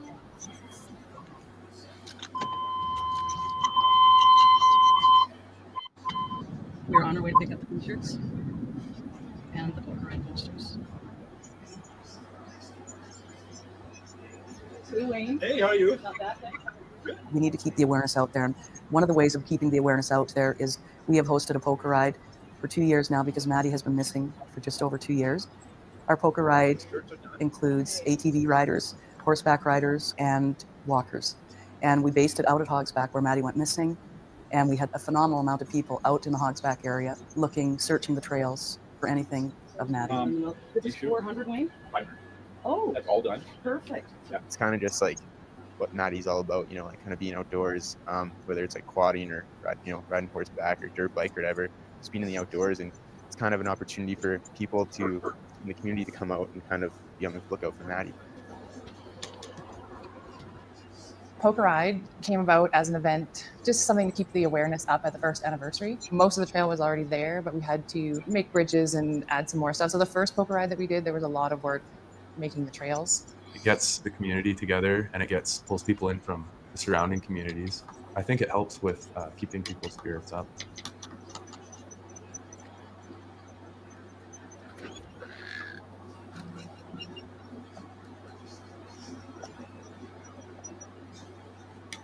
The station boxes that we have set up at all the different stations to be divided between the walkers, the quads, and the horse trails. Poker Ride, we have a deck of cards, and we've had cards made up all with Maddie's pictures on them. And we have a container that you draw the cards from, and we have a reward poster on there, and the Find Maddie website. We have good heavy-duty bug spray that everybody will be glad that we've had in here in the boxes. And we have sunscreen, we have garbage bags, we have pens, which we have had custom made with the findmaddie.ca website again on there. Yeah, so they're just about ready to go. We just have a couple of people coming out now, and we'll finish up the last of the station boxes. You must have missed the call, and the darkness would fall. The sound would be changing, and no time at all. Somebody would take, somebody would break our neck. We asked you to leave, we asked you to go, but you gotta please stay. Every woman, every man, every a child and a mother, and a sister and brother will stand in your way. At the end of the day, we'll be winning our fight for our freedom. Take the plane, take the bus, you won't get through us. As we head down the highway, we're reaching for the sky. Make a road if you care, make a round if you dare, we'll find you. We stand big, strong, and tall, all for one for all. The bigger your army, the harder you fall. Your eternal disgrace is the guilt on your face. Your eyes ask you to leave, ask you to go. But you can manfully stay in the woman and man, and the child and mother, and sister and brother will stand in your way. At the end of the day, we'll be winning our fight for our freedom. I have not yet seen that critical as of yet. The more awareness you have, it's basically like the internet. You pass one thing on to another, and you may pass it to one person, but that goes to millions of people. When you see the fundraising, the poker rides, the awareness campaigns that have happened in the community, they're all with one single mind, and that is to see Madison come home. We can't just leave it rest like this. It doesn't feel safe. Everybody's heartbroken. Maddie made such an impact on so many people and continues to, and we just really need her home. We're on day 726 today, and we're just doing what we can to keep the awareness out there, because somebody knows something. Somebody knows where she is and how she got there, and we need to find that out. We need to find her and get her home. This tragedy has affected us in some ways, or most ways it's brought us closer together, but this has been our focus, since Maddie's been missing, is to bring her home. I feel horrible that there's no trace of Maddie after 2 years, and like I regret everything. I should have stayed, even if I was hurt. In my day, something like this would have never happened. You always had friends that stuck together, and you knew, regardless, that you were never left alone. If I could go back in time, I would change it all. I would stay there.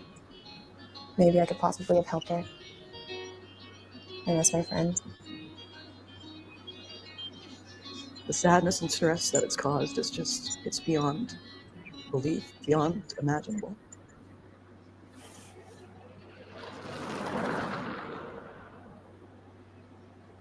I think that the most important thing that has to happen now is that individual or individuals who have information or answers as to what happened to Madison Scott need to come forward to the RCMP with that information so that we can find out what happened to Maddie. Doesn't matter how you get the information to us, whether you email it, whether you send it to Crime Stoppers, whether you put it in the mail in an envelope anonymously. All we would like to do is get Maddie home safe with her family where she belongs. If there's someone out there that knows what's going on with Madison, or knows somebody that does, they need to step up to the plate. And this has gone on way too long. This community has been so supportive to us. People deserve answers. We need to have Madison home. What I would like to say to anybody who has information or is withholding anything is do the right thing and please come forward and tell us where Maddie is. It's been a few years and we still know absolutely nothing. You hear all these stories about people have been found years later, still alive. It's just, not knowing. I mean, In a small community like we have, you shouldn't feel fear or feel the fact that anyone could go missing. I think that she will come home one day. There's been a lot of similar cases to this, and eventually there is a happy ending, a somewhat happy ending. And when you love somebody this much, you never give up. There's no way. hope is just fuel for us to keep searching, to keep looking for Maddie. hoping that we'll find the answer one day. Hope is her way home. So keeping that hope is big.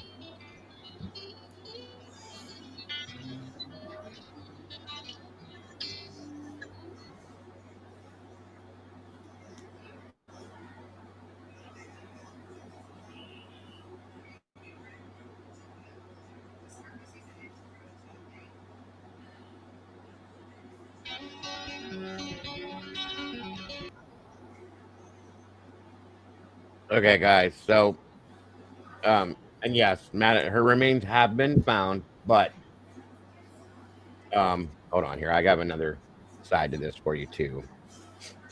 Like I said, it's a wild story. Hold on here. Sorry. In a second. Give me a second. Sorry. And we all know, we've talked about other cases. We all know all about the RCMP, and a few of us have our thoughts about the RCMP. I'll just leave it at that.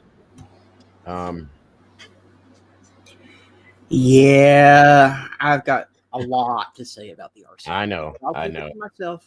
No, please speak your mind. I mean, it is what it is at this point, guys. I'm tired of walking into cases where Indigenous people are believed to be in landfills, and the RCMP blatantly tells the family, we're not going to go out there and search for them because it's too dangerous. Could you imagine if law enforcement in Georgia had told the public that they weren't going to go look for Quentin Simon because it was too dangerous to go to the landfill? Exactly. That's insane to me. I mean, this is your job. Come on. You know? It blows my damn mind. I don't understand it at all. Hold on a minute here.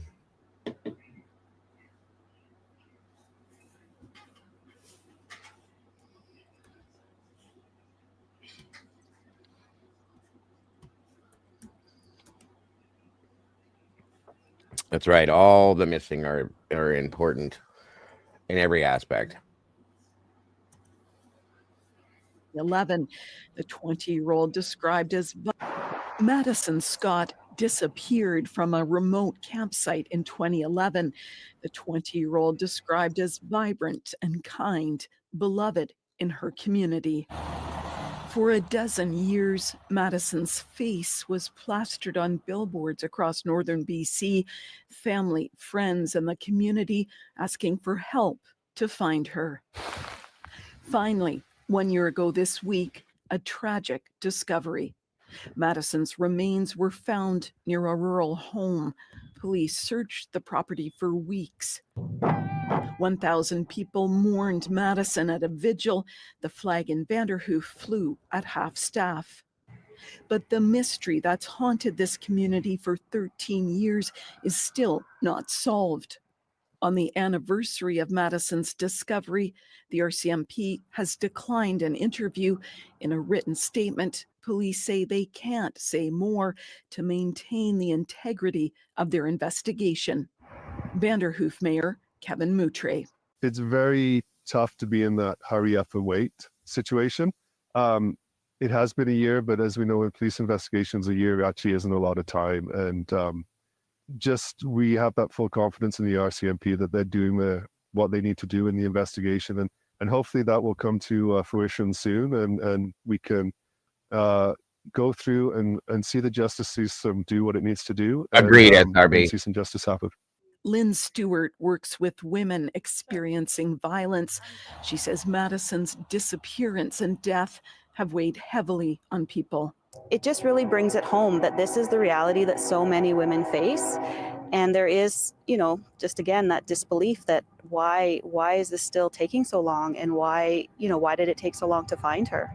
The RCMP does say it needs more tips from the public to solve Madison's disappearance. Her family is offering a $100,000 reward, and the billboards with Madison's face now call for justice for Maddie. Betsy Trumpeter, CBC News, Prince George.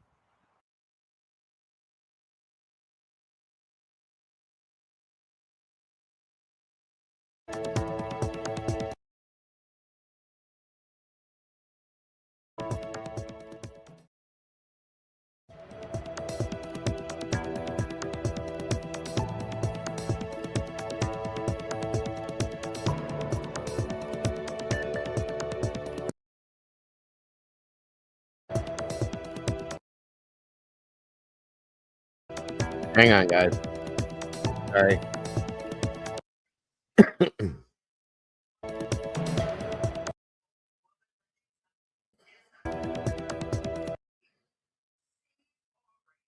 And it never goes away. Outside of Vanderhoof near the highway. Good evening and thanks for joining us. I'm Anita Bath. A major break tonight in the disappearance of a young woman in northern BC dating back almost 12 years to the day.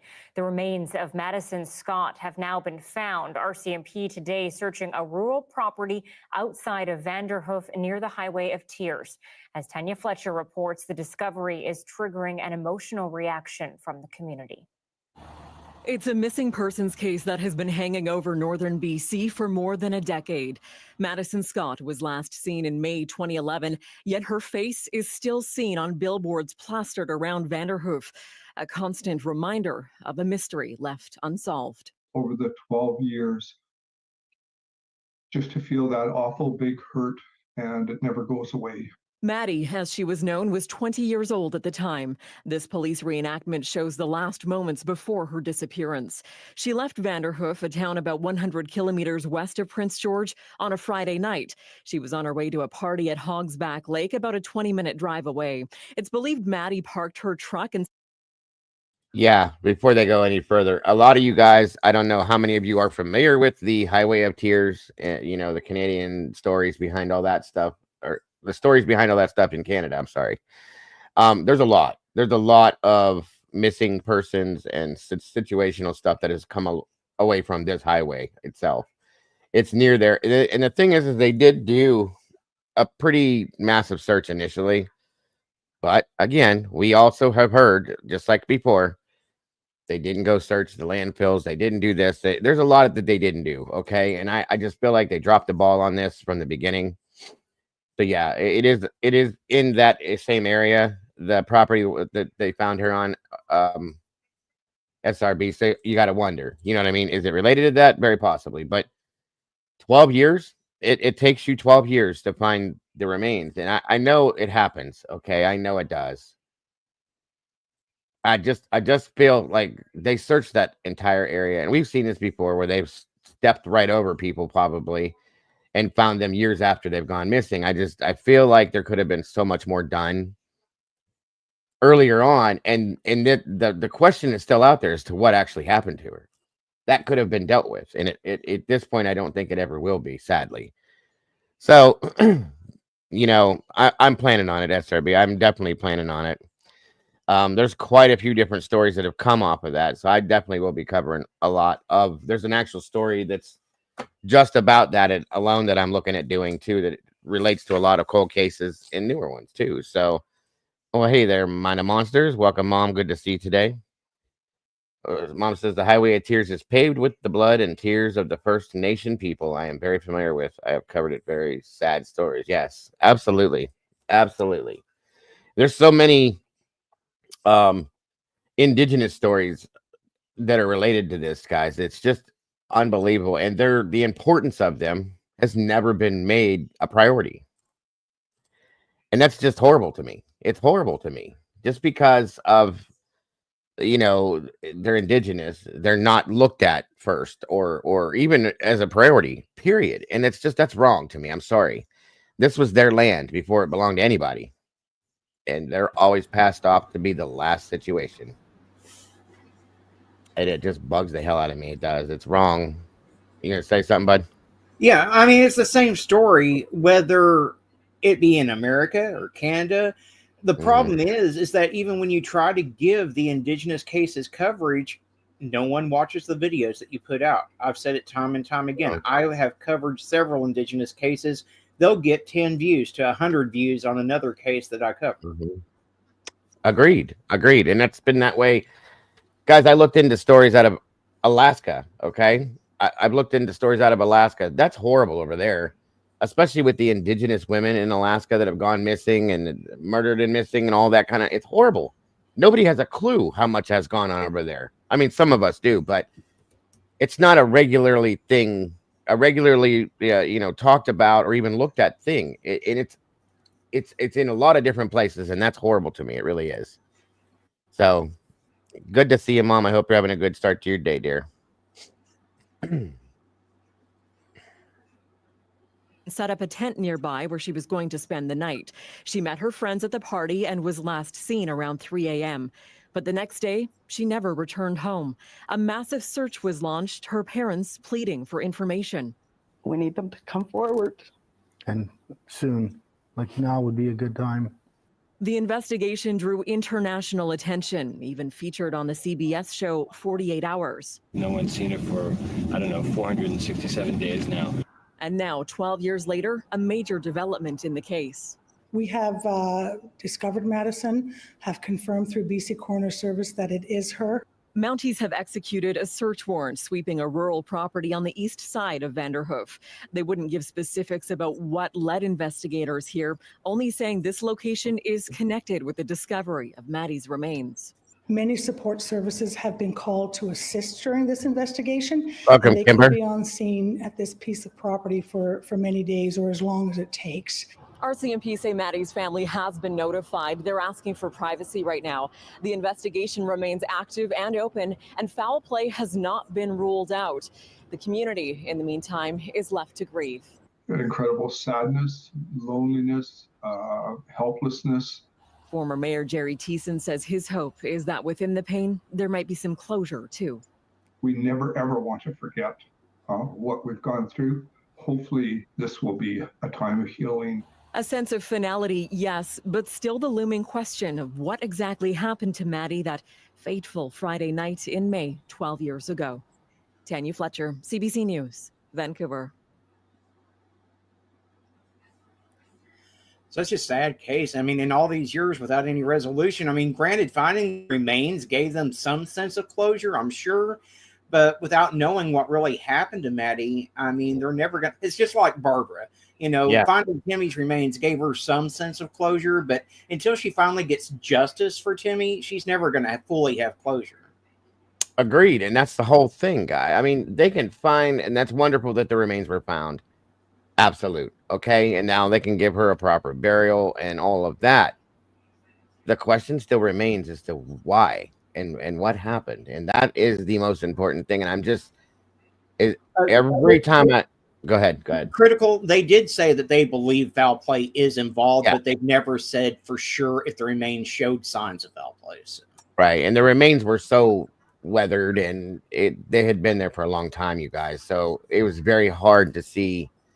You know, a lot of times on like skeletal remains, they'll see markings on the bones and stuff from like edged weapons and so on, so stuff like that, or gunshot holes and things. But I think that's probably why, because it had been so long that they weren't even able to tell that. You know what I mean? And it sometimes when they go this long, that seems to be a lot of the problem. Exactly, Mom. Justice does have a lot of levels, and you know, closure has several levels, and justice is the most important one, in my opinion, because without justice, I mean, you just feel like you got robbed. So,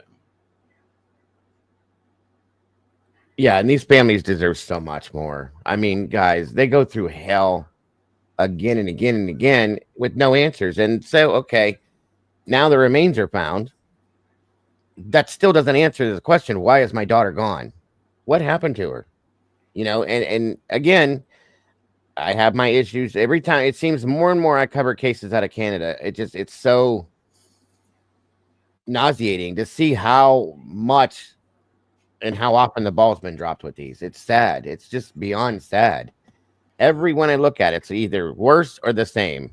I mean, and as much crap as I give the RCMP, we see the same stuff happening here in states like Missouri. Yeah. I mean, we see it. It happens. So it's becoming a regular thing. You know, maybe we're just seeing more of it or getting more used to it because we see so much of it. Very good point, Mom. Tool marks are very telling in scientific. Science has come so far. Agreed. And it's been helping a lot. And a lot of the IgG DNA stuff has been making these cases get solved recently, so on and so forth. But still, Antarctica is right, 100%. I don't care where you're at. If you're in Alaska, Canada, anywhere you look, guys, it's the same story in a lot of senses, and it's just wrong. It doesn't need to be. It should be so much easier which is again, with children, the Amber Alerts are a big deal, and just being vigilant when something like this happens and being helpful. And I would love to see law enforcement be able to do more. We always hear, well, they're understaffed and they can't do this and they can't do that. I get it. I do. I understand. I just feel so bad for these families. I really do. Every time I look at these cases, I'm just like, I can't imagine. I can't. I just can't imagine. It's so horrific to me. Yeah, right. It has to be tough to live your life knowing one of your family members is missing with no place to mourn them and no answers. Right. And like what Arctic said with Barb's case, all she wants is answers, guys. That's all she's ever wanted are answers to the questions that she's asked that she gets brushed off for. That's all anybody wants. They want answers, and they deserve that. Every one of these family members deserves that. That's a fact.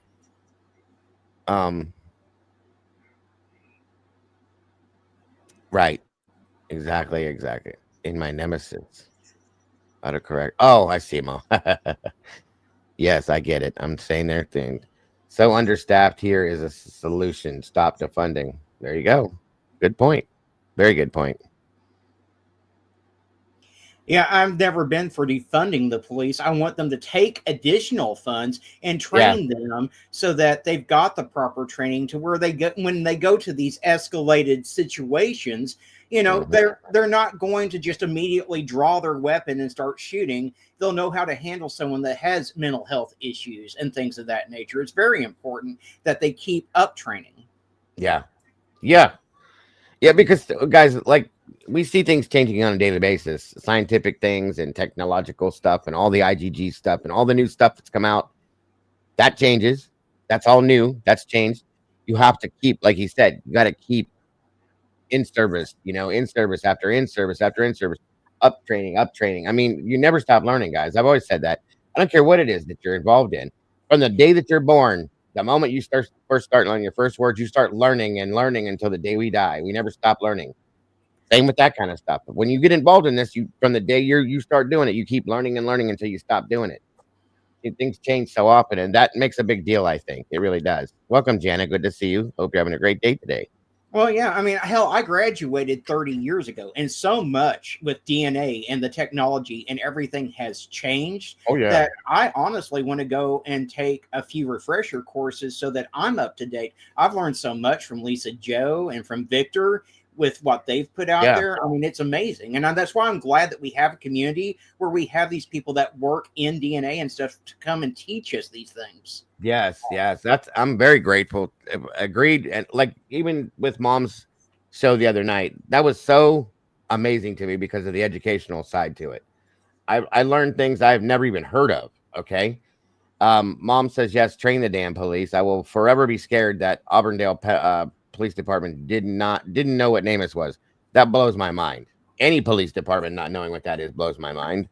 I don't care where you're at. That doesn't make any sense to me. So that's crazy.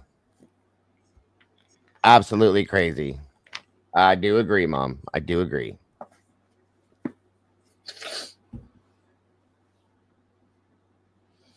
Again, guys, some of these videos that we have new information, old information. It throws the different things in here that weren't in some of the other ones. That's why I play multiple ones back to back, just so we can get all the pieces of info out of them.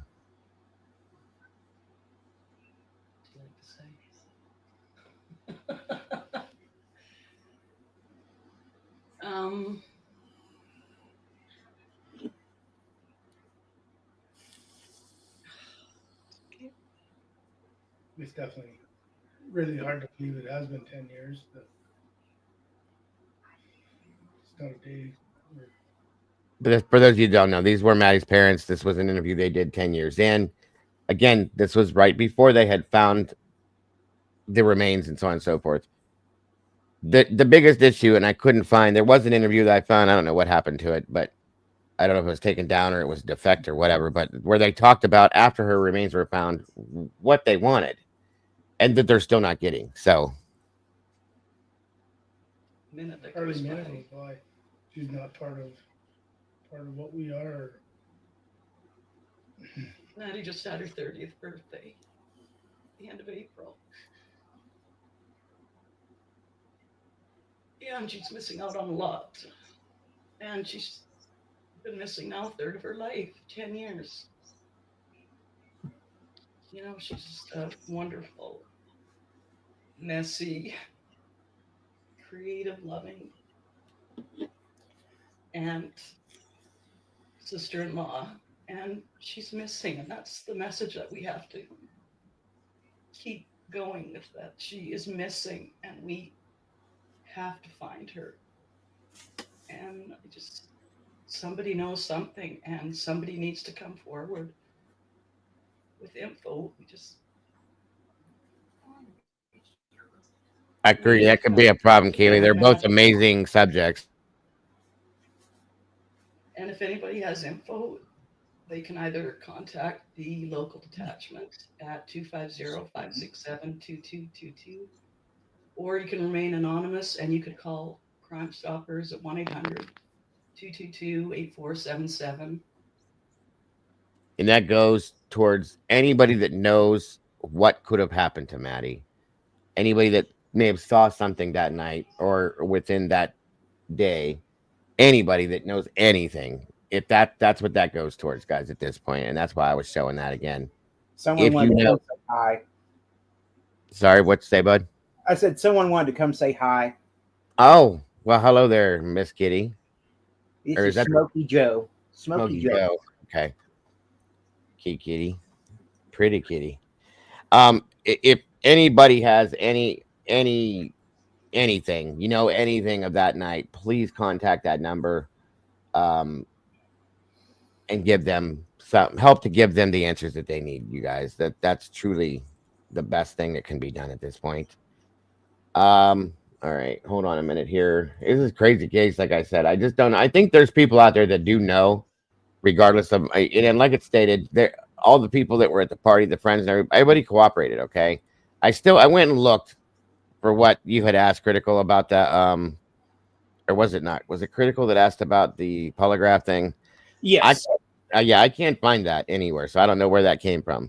I've not seen. All I saw is that everyone fully cooperated with the law enforcement when they asked them to take polygraphs. I didn't see anything where anyone had actually failed one, and I can't imagine that they wouldn't have put that out there if someone had failed a polygraph test. You know? I agree. I mean, they don't matter. I get that. We all know that, but still, that's something that it still would make you look at that situation. Now, I don't know if anybody saw this.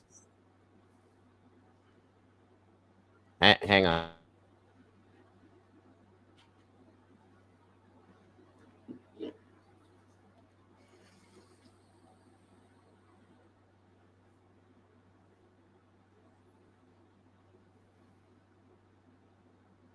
There was, I'm not going to play this whole thing, but there was a video put out by a channel called That Chapter. I don't know if anybody's ever followed. Mike. Yeah, he is an awesome creator. I love him. Very, very good. Actually, I might play because there's some points in this that he points out that are really interesting to me. With this case, I don't know if a lot of people, and this, like we said, we know that she's been found. This relates to what may have happened with it, okay, and with her. So yeah, guys, if you're not familiar with this channel here, it's called That Chapter. His name right there, his name's Mike. This is a great channel for this stuff. It really is. I looked into it based on, I know you knew about it because I got the idea from you from the channel article. So I appreciate that. And if you follow this stuff, please look into his channel, guys. He does a great job. He really does. So, and this isn't that long, so. Florida or something. But what happened in the middle of the night, in the middle of a party, was anything but normal. See, Madison Scott had been there. She'd been at a party. Then she retired to her sleeping bag. What exactly happened then is a mystery, because she wasn't in that sleeping bag a few hours later, and there were no clues as to what had happened. In fact, we wouldn't get any answers to this terrifying mystery for 12 long years, and we still have some questions. So, let's give it a go.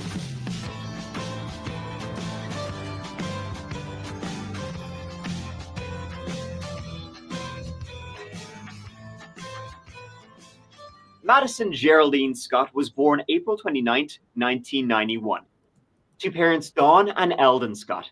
Maddie, as she went by, grew up with her two siblings, Ben and Georgia, and the three of them spent most of their lives in Vanderhoof, right in the heart of British Columbia, where there are a lot of things which can be described. Thanks, Hardik. That's what I was actually just getting ready to pull up. There's the link for this channel, guys. Please go show some support. He does a great job. You'll see that. He puts it in layman's terms and just explains the story the way it is. Some of this, and, you know, and he tells the stories with a little humor mixed in too, Yeah. which is what I really like. So yeah, he's really down to earth, guys. Really down to earth. Some of this you've heard already, but there's a point in here he's going to get to something else about her being hunted and things like that. That's what I wanted you to see this for. So again, thank you, and thanks for putting that link in there, but I appreciate that. Go check it out, guys. As nothing at all. It's a small community, right, covering less than like 3 square kilometers, where people have a lot of time to kill. But it does have several mining operations in the area, so that's great. Also, a lot of that chapter videos have been set around here, so do with that what you will. Here's another one. One reason for there being so many cases set in this vast and remote area is that not far from Vanderhoof lies a road, Highway 16, better known as the Highway of Tears. A road that slithers its way through endless forests, valleys, and plains, linking the two princes, Rupert and George. It's 450 miles long and is in such a remote and vast area, well, not a lot happens, which means quite a lot can happen unnoticed. It was given the name Highway of Tears back in 1998, but the reasoning for it goes back 50-odd years. See, that road, as remote as it is, passes through 23 First Nations communities, and along this road, since the 70s, it's believed that over 40 women have been found murdered or simply disappeared entirely.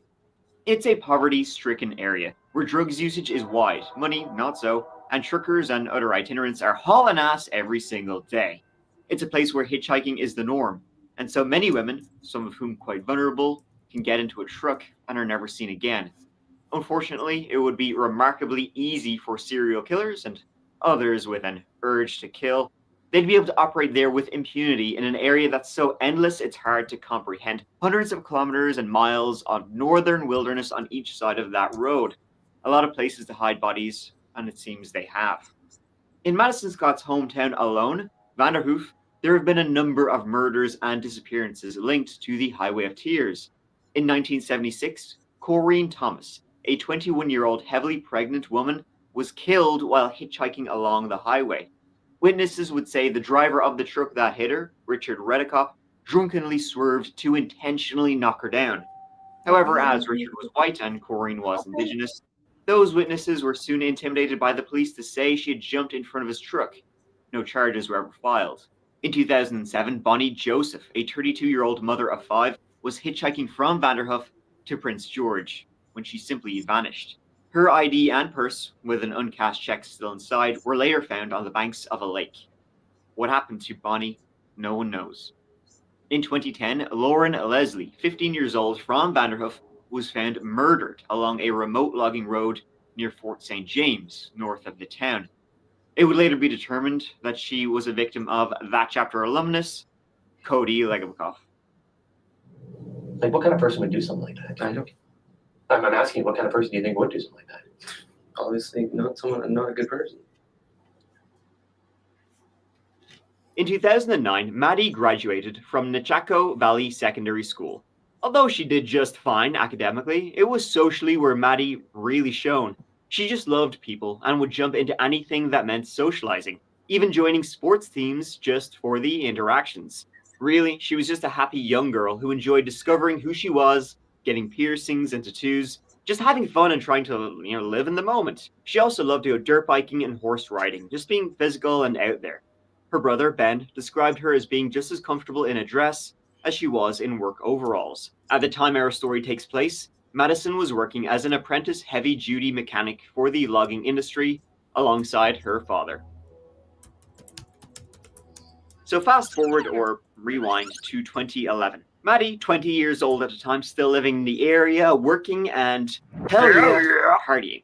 May 27th, 2011 landed on a Friday, and Madison, along with her friend Geordie Baldock, headed out in Maddie's Ford F-150 to spend the night at Hogsback Lake.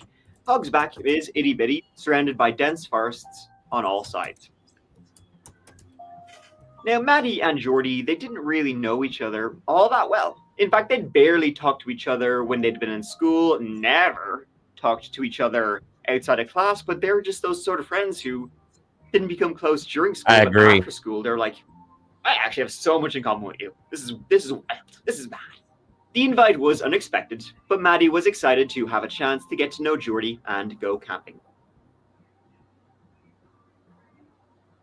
Now, Maddie and Geordie, they were far from alone going to camp at Hogsback Lake. In fact, there was like about 50 people, all going there to party and camp all night. This was a party held the same weekend every year. It was the organizer's birthday. Now, pretty much everybody who attended this party had some link, some kind of link to everybody else at that party. I mean, all were like between 18 and 25, and pretty much all were like locals to the Vanderhoof area. There was a few exceptions, the odd older person, the odd stranger here and then, but the party was like publicly posted, right? So everybody in the area saw it, and I mean, what else are you gonna do? Downtown Vanderhoof. Now, the party died down earlier than expected after a fight broke out close to midnight, and most of the partygoers chose to call it a night and head home. Maddie decided, though, that she'd stay at Hogsback Lake, turn in, and she got settled into her tent and tried to drift off to sleep. She was, at the time, exchanging texts with her father between 11 p.m. and midnight. Maddie, she wasn't a big drinker, and so she was happy to drift off by herself in her tent. Geordie, on the other hand, continued to drink by the campfire. Though she had in fact meant to stay camp in the tent with Madison, Geordie actually left the party. She left with her boyfriend at around 1:30 a.m. As she was leaving, though, she stuck the head. I believe so. Critical. I think that's what that means. Head into Madison, saying, "Hey, I'm heading out. I'm heading off. Right? Catch you later." Maddie wasn't actually too happy about that. She was like, "Well, you're kind of just gonna leave me here? Thanks." Geordie then said, "Well, hey, come with us. We're leaving. Come with us." Maddie, though, she didn't want to leave her truck and her tent unaccompanied here at the lake, so she was like, "Well, I'll stay. I'll camp out here. I'll see you in the morning." In fact, as Geordie was leaving, talking like from 1 a.m. onwards, pretty much everybody was leaving. A few more people who were like drifting out at camp, they even popped ahead to Maddie saying, "Hey, you want to come?" Pretty much everybody's kind of gone. You're gonna be here alone. You wanna ride? Maddie said no. She was fine. Now people would say she didn't seem intoxicated. She didn't seem drunk, but she seemed comfy here by herself. It was weird because when I first saw this, it took me back to the Kylie Rodney case a little bit. Some of the things that went on, the way it happened with the party and all that, and so on and so forth. A lot of it sounded and reminded me of the Kylie Rodney situation, which was wild to me. Definitely different places, different situations, but it just really reminded me of it for you guys that don't know about that. In fact, even the party organizers left, saying that when they did, it appeared Maddie was the only person still camping. Now, whether Maddie knew that she was alone, we don't know, because her mother would say if Madison knew she was the only person there, she wouldn't have been there. The last time Maddie was seen was at 2:45 a.m., still in her tent, as the lakeside was dark, silent, and empty.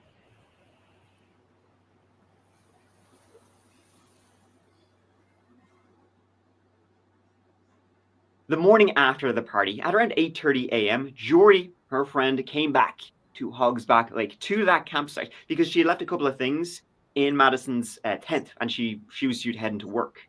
Now, the campsite was empty. Signs of last night's party still around, and one tent was still standing. Madison Scott's tent. She found the tent and Maddie's white 1990 Ford F-150 still in place, and the tent entrance flap was open. But there was no sign of Madison. Geordie now, she was in a rush. She was trying not to be late for work, and so she grabbed her things without thinking too much about it, and she left. A few other attendees of last night's party, they turned up then mid-morning to clear up the shite that was all around. They noticed her tent was still there, her car was still there, her truck was still there, Maddie was not there. Then that evening, there was another party. So the party was essentially a 3-day weekend like festival. So on the Saturday night, Wouldn't her phone show if it lost power or was turned off or broken at 8 a.m.? I think it would show that it was shut down, I would imagine, yeah. It would show that it lost power, but it wouldn't be able to tell you, did someone turn it off, or did the No. battery just die, or did it fall into, well, it didn't fall into a body of water, but I'm just saying it wouldn't be able to tell you exactly why it lost power. No. I wouldn't imagine. No, not at all. Kendall Ray. You don't know who Kendall Ray is, Stormy? She's been around for a while. Pretty good sized channel. She covers a lot of this stuff. She's pretty good too. She started Really off in good. the makeup community. Yeah. She kind of reminds me a little bit of like Bailey Sarian in a sense. No, I like her a lot better than Bailey. I used to love Bailey, but she's kind of, I don't know. I don't like She's her. gone down. She's gone down a bit. I'll say. I agree with you. My wife said the same thing. She used to love Bailey. Yeah, you'd recognize her, Stormy. I mean, she's been around for a long time and covered a lot of this stuff. So there was another party. This time there was like 3 times as many people attending. People who were attending the second night of partying, friends of Maddie as well, they did not see her. During all this time, Maddie had received several texts and missed calls and hadn't replied to anyone. Eventually, her phone battery died and calls would no longer go through. Several people then on the second night, they camped there. Once again, her tent was there the entire time. They didn't see anybody go into it, anybody come out of it. No sign of Maddie at all.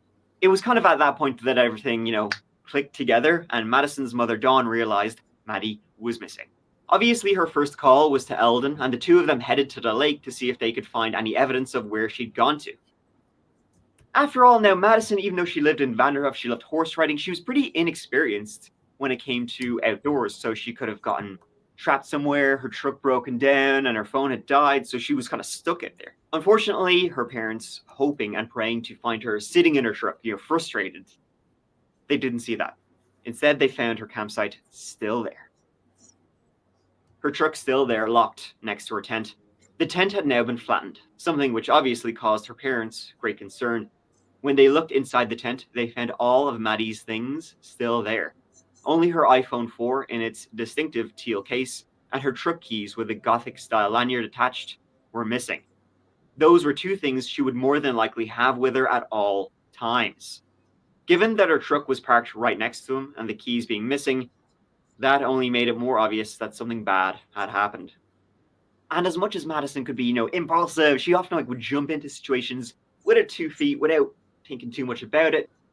She would still reply to her parents. She knew they would be freaking out if they didn't hear from her. She would, if she was going off, she would at least text and say, "Hey, I'm fine." Worry was growing every minute, so Dawn called the police, reported Madison Scott missing. Hi, I'm calling. My daughter is 20. We're at Hogsback, and I haven't heard from her since Friday night. And we just came out, and our pickup is here in the vehicle, and people haven't seen her at all. Okay, what's her name? Madison Scott. And what's her date of birth? April 29th, 91. So she was last heard from on Friday? Friday night, yes. Okay. All of her stuff's here, but yeah, I don't Okay, know. where does she live? With you? Yes, with us in Vanderhoof. Does she have a vehicle with her? The vehicle is here, yes. We are out at Hogsback. I talked to her Friday night, and then we just haven't heard from her yesterday, and her cell phone has been So dead. And the truck has been there all the time? the truck, yes, it has been. We're at the truck and the tent right now. And no answer on her cell? No answer. It's been dead, it seems, since yesterday. The authorities took the situation as seriously as they possibly could right from the off, and they threw every resource they had available at finding Maddie quickly. They really went all in on trying to find her. Within hours of Maddie officially being made a missing person, police, fire and rescue, and a whole shit ton of volunteers were out scouting the area around Hogsback Lake, including in the lake itself. They had divers in there, cadaver dogs on the land, everything they could. Starting at the flattened tent, investigators from the RCMP looked for any sign of what could have happened. Apart from the truck key and phone, the only things unaccounted for in Maddie's possessions were the clothes she'd been wearing the last time she'd been seen. My name is Dawn Scott, and this is my husband, Eldon. We are the parents of 20-year-old Madison Scott.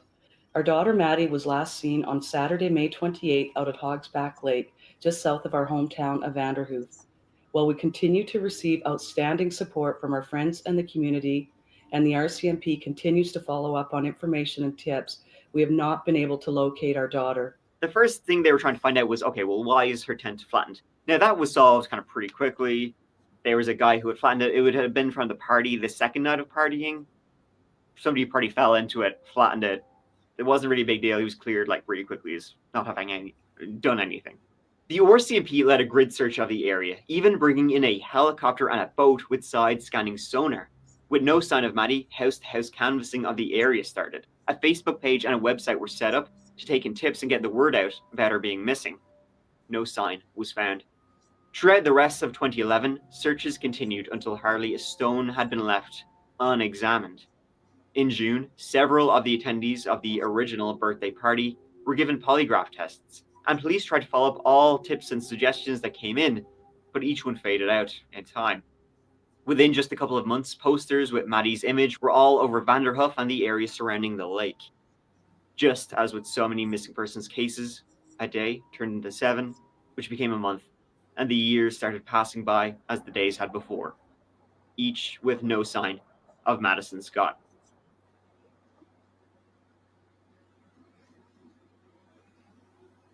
She had been alone, it appeared, at the campsite after the party, and then after that, just poof. It was like she'd been abducted by aliens. So there was no sign of a disturbance in the tent, no evidence, no clues, no blood, no nothing. Her phone was missing, her keys were missing, she was missing. The flap to her tent was open when Jordy, the first person to stumbled across it. So she had left, expecting to come back in. She would have only left it open if she hadn't been expecting to go along. Searched the entire area, though. Nothing. Her truck was still there. Okay, so she hadn't driven somewhere else. But had she been driven somewhere else? The community and Maddie's family, especially her parents, hadn't given up. Not by a long shot. They wanted to know, good or bad, what had become of their daughter, and if there was even a minuscule chance of bringing her home, they were going to fight with everything they could to make it happen. The family and volunteers worked with the RCMP to keep the search going, organizing extra searches, covering British Columbia in signs, bumper stickers, and posters. In 2012, they even established what would become an annual poker run to raise awareness of Maddie and to encourage the community to keep her in their thoughts. And all anyone could think of is that big question mark. What happened?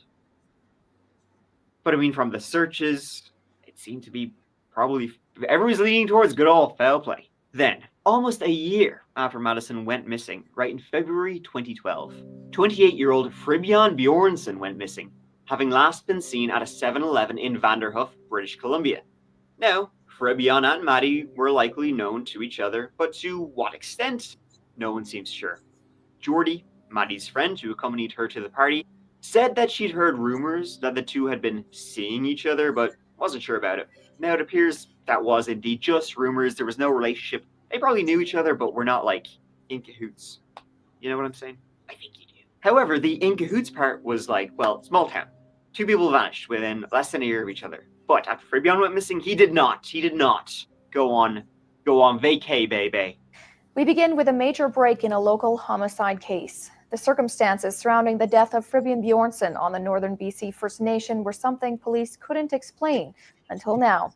The 2012 murder of the 28-year-old Vanderhoof father remains unsolved, but RCMP are one step closer to finding answers. 4 people have been charged in connection with his death. 3 weeks after he vanished, Fribion Bjornsson's severed head was found at a vacant property on a reserve near Fort St. James, about a 40-minute drive north of Vanderhoof. For a brief moment, it looked like there might be a link between Maddie's disappearance and Bjornsson's murder, but it was mostly down to hearsay, spreading out of control. Bjornsson's horrific murder was found to be gang-related. It seemed that some real dickheads found out that Bjornsson, he came into a hefty sum of cash. So he was lured to a house party. Then he was taken down into the basement, and he was tortured for his bank details. Only the torturing had gone a lot further than they'd intended, and he died as a result of his injuries. That'll happen when you cut someone's head off, all right. And all the while during the search for Maddie, women kept disappearing or were being killed in that area along that concrete snake nearby. In 2012, April Johnson was shot dead by her fiancé, Kane Penner. At the time, Kane claimed he had accidentally dropped his rifle and it discharged, killing her in the town of Vanderhoof. However, Kane swiftly moved on to another woman, so you can put two and two together. He was charged with manslaughter and got a whopping 23-month house arrest. In 2013, Tara Williams, 40, was found murdered along with her partner Blaine Barfoot in their Vanderhoof home, from what appeared to have been a robbery gone wrong. In 2020, 2 more women were found murdered in the town, 62-year-old Joy Morris and 28-year-old Cassandra Cale. The people I've been listing, they are simply victims of the Highway of Tears who resided in Vanderhoof. This list is a hell of a lot longer, but the most recent victim of the entire Highway of Tears, she too was from Vanderhoof. 29-year-old Chelsea Qua was last seen in October 2023. Her body was found 1 month later in a wooded area. The case remains unsolved, but it is believed to be a homicide.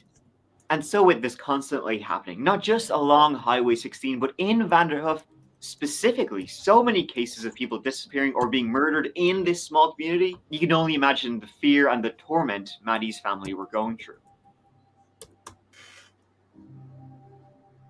Then, exactly 12 years and 1 day after Madison Scott disappeared, officers from the RCMP reported they had found human remains.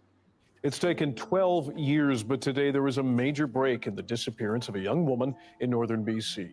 The remains of Madison Scott have now been found. They were found at a farm just 18 kilometers from where Maddie was last seen alive at the lake.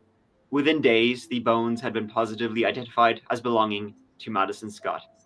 Despite her being confirmed dead, Maddie's case wasn't immediately changed from a missing persons case to a homicide, as is what usually happens. Given the time that had passed since she went missing, it could be that the cause of death is far from certain and may not even be able to be established now. But right now, at least, that's where things stand with Maddie's case. The RCMP are continuing to investigate and haven't released too much publicly. With how fast things often develop after the discovery of a body, I wouldn't be surprised if we hear something very soon. In 12 long years, and you know, it's comforting in some ways to know, but obviously thinking of Maddie and missing that part of our community. Yesterday, RCMP revealed a major breakthrough in the case, announcing they found Scott's remains.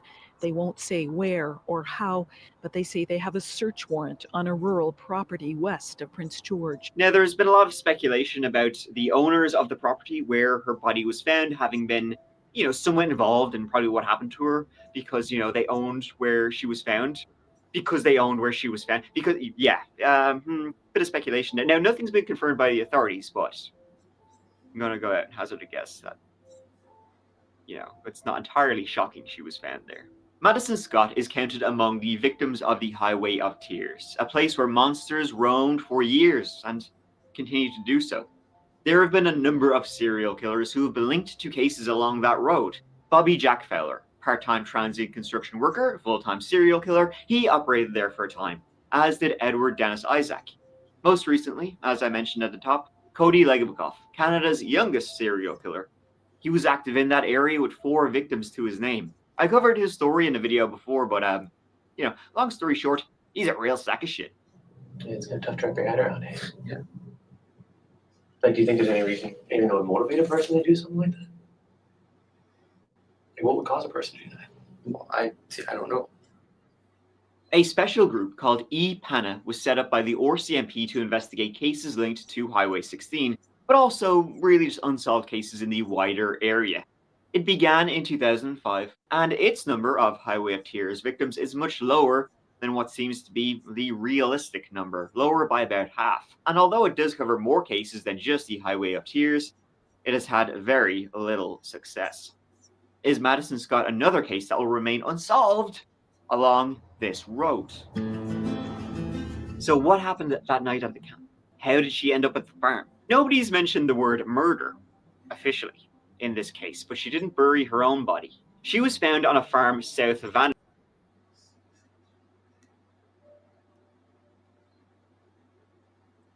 Sorry, guys. I don't even know how that just happened. Hold on. There we go. The middle of the night. It would have been a 4-hour walk, so yeah, she didn't walk it. Her car was still at the campsite, so she got in someone else's then, and then something happened. I'm willing to bet that some other people did remain at the campsite after everybody else left, and Maddie was not alone. Locals who lived near, maybe 1 or 2 guys who also happened to own some property nearby. Who knows? I'm hazarding a guess over here. Her cause of death hasn't even been released. Having said that, though, the Canadian police don't tend to release much information when crimes like this occur. Not until the whole thing is finished, trial included. But There's the whole point right there, Critical. Yes.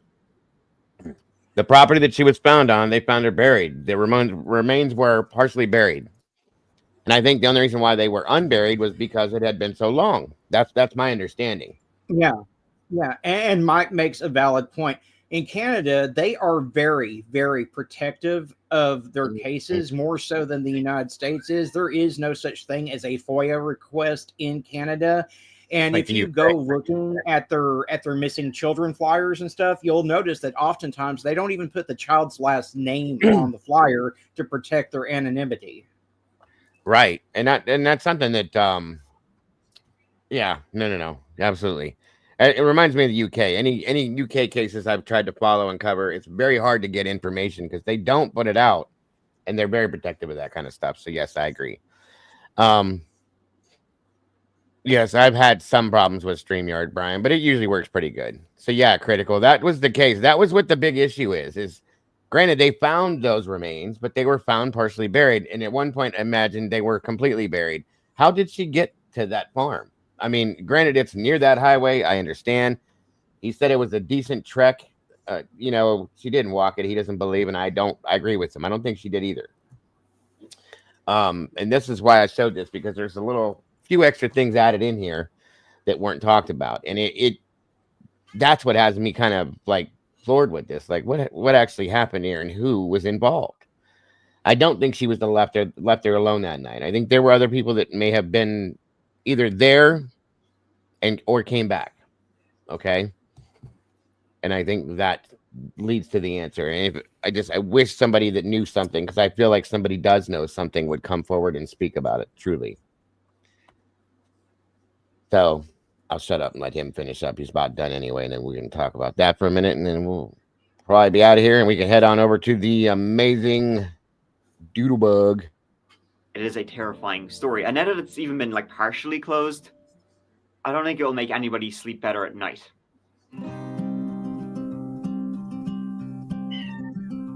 Thank you so much for watching. It really means the world to me. I hope you enjoyed this whole video or found it interesting. Number here for any information about the Madison Scott case. Please check out the That Chapter Patreon if you're looking for early access to videos, exclusive videos, all that kind of stuff. And also I'm on Twitter, Instagram, that whole thing. So give it a go. But until the next whole video, please take care of each other and yourselves, because you know what? Shockingly, I love you. My God. Yeah, I like him a lot. He's really, the way he, first off, his accent's really cool, the way he says things and all that, but the way he presents the stories, he's a great storyteller. I love it. Well, hello, Moonlight. Good to see you. Thank you for joining us today. Hope you're having a good day. So that's the story about Madison Scott, guys. Like I said, yes, the remains were found, but there's still no answer as to what happened to her that night. I don't know. I have thoughts about it, and I'm really curious. It's one of those stories that keeps you going back to it again and again and again. I feel so bad for her family and her friends and everybody that was close to her, because, you know, she was an amazing person, like most of these people are. Sorry, guys. I don't know. Any thoughts on that story at all, Arctic, after all that, or no? I mean, it's a sad case. I mean, this family needs answers. It's been way too long. I'm glad that they were able to find Maddie's remains at least, and give her a proper burial and everything, because that's important, having a place to go. And, you know, like for me, when my father passed away, I still, to this day, I go out to the cemetery and I'll vent to him when something's going on in my life. So it's important to have that final resting place for your loved one. But they still need justice. They need answers as to what really happened and who was responsible. Amen. Yeah, 100%. That's the only way. anybody that loses a loved one never, ever, ever gets, full closure in that situation because that person's gone. The only way to get full closure was to bring that person back. We know that can't happen. So to be able to find the remains, yes, that's helpful. And it does give a little bit of relief. But they need answers. They deserve answers. They need to know what happened. Maddie herself deserves for those answers to get put out. That's the only way that these people will ever have, what I would consider the only version of full closure they'll have. That's just the sad part of it. Critical says, if the camp was right off of the highway and there are predators, they know where to look for prey, explains the jewelry spread over the campsite. They took her. Yeah, that's kind of where I've gone with that too. Who is what the question is and why? I mean, the why, it's just there really doesn't need to be an answer to it. But that area. And I think they jumped the gun on rolling out the Highway of Tears killer too. Yeah, I really yeah. do, because I mean, given the proximity to the Highway of Tears and everything, I don't see how they could completely roll that out. Oh yeah, no, agreed. Considering the history of that place alone, you know what I mean? The history alone is that'd be the first thing I'd be looking at. So why would you rule it out like that? And as quickly as they did too is what blew my mind. Which, again, I'm not trying to be an ass, but time and time again we've seen failure when it comes to different things. So well, and in fairness, we have seen cases in the past where they've ruled out a particular serial killer being involved in the case, and then lo and behold, 30 years later, guess what? It was that serial killer that was responsible. So yeah, I definitely think they need to look a little bit closer to some of these things sometimes. So I do agree. I did have some requests for some info on this, and this is the newest stuff that I have found on the Gene Hackman situation. It's definitely a sad situation, and there's definitely questions with this one, guys. So I don't know if anybody saw this yet, but I'll go ahead and show this. At video of one of the last times Oscar winner Gene Hackman, a known recluse in recent years, was seen in public. As we're learning incredible new details this hour about the circumstances surrounding his death. His front door open, scattered pills on the bathroom countertop, one dog dead in the closet, two still alive on the property. Good Lord, that doesn't even look like him anymore. Wow. So sad. Well, I mean, in fairness, he was in his 90s. Yeah, you know what, when you see who we grew up with, these people, you know what I mean? You see them for so many years, you get that imprinted in your mind, and then you don't see him for a long time, and all of a sudden they come back, boom. I thought he was 95. It says he's 95, but either way, that's a long time. But look at Dick Van Dyke. Yeah, he's aged, but I don't know. I want whatever fountain of youth he's drinking out of.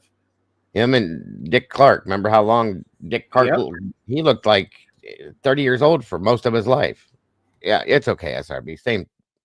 Once you get in your 90s, I don't think a year or two makes a difference. Truly. Yeah, they said he had health issues since 2004 or a little before 2004 with his heart, and that's why he retired from acting around then, because his doctor had stated that the act of acting and all the stuff that goes along with it can be a lot too stressful for your heart. Now, I don't know, you guys. My wife mentioned something yesterday, and she goes, maybe with his heart, he was having an issue, and the wife ran to the bathroom to maybe get nitro pills or something for him, and tripped and fell, because they said the way she was laying, it looked like she had hit her head. And that's why the pills could have been scattered all over the place. They never did name the medication that it was. But the dog was locked in a kennel, which therefore in turn explains why the dog passed, because it had no food or water for 2 weeks. So I don't know. I have a theory about this. I'm just giving you that, but there are some new details that they put out with this. So And his wife, a 63-year-old classical pianist, their German Shepherd dog, all of them tonight mysteriously dead. The police right now are ruling out a carbon monoxide leak. This frantic 911 call captured the moment they were found. Are they moving at all? No, dude, they're not moving. Just send somebody. Yes, Tomboy said that. I talked to my wife. She agreed with you. The other question I have is, if they have a caretaker, how did it take 2 weeks for their bodies to be found? My understanding is that the caretaker is just somebody that comes and goes, not very often though. Yeah, I'm sorry, Tomboy, if I said that wrong. Tomboy is the one that's made that statement. I said that to my wife and asked her medical professional, theory. She goes, "Yeah, that sounds like it could make sense." So my apologies for saying it the wrong way.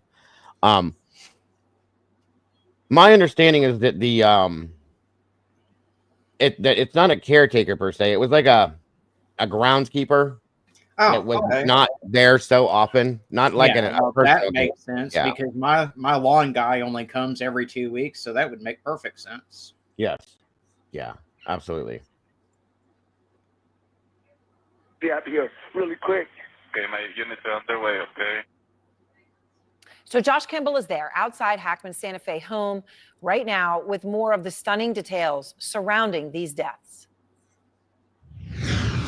I don't have a lot of fears. I have the normal fear of passing away. I guess we all think about that. Tonight, an investigation is underway into the death of two-time Oscar winner Gene Hackman. They're going to work this case. They're going to look at every aspect and try to figure out the exact cause. And I think the autopsy is going to be key, and the toxicology. But again, in my experience, that could take a while. The 95-year-old Hollywood icon was found dead Wednesday inside his New Mexico home, along with his 65-year-old wife, Betsy Arakawa, and a dog, according to officials. Circumstances which the Santa Fe County Sheriff's Office called suspicious enough in nature to require a thorough search and investigation. It's concerning that everyone in the house, including the dog, is deceased. Deputies were called to Hackman's house on a welfare check request made by two maintenance workers, according to a search warrant. No, dude, they're not moving. Just send somebody out here really quick. Inside, deputies found the couple's bodies in different rooms and say they appeared to have been there for some time. Hackman in a mudroom, his wife in a bathroom near a space heater, with an open prescription bottle on the counter and pills scattered around. Deputies say she had obvious signs of death and body decomposition. Two healthy dogs were also found on the property, with a third found dead near Arakawa's body. Officials did not find any signs of forced entry. The two other dogs, from my understanding, were they were able to get out and about on the property, so they were eating and probably getting water and stuff like that. The third dog was locked in a kennel in that area there, like a dog kennel that you would keep in an overnight or something, which would explain that one, because no food and water there. But yeah, Tomboy said that last night. We were talking about that maybe because he was headed, like, I think they found him with his keys and stuff like that in his cane in the mudroom, maybe heading out the door or something, and started having it because he had a heart issue.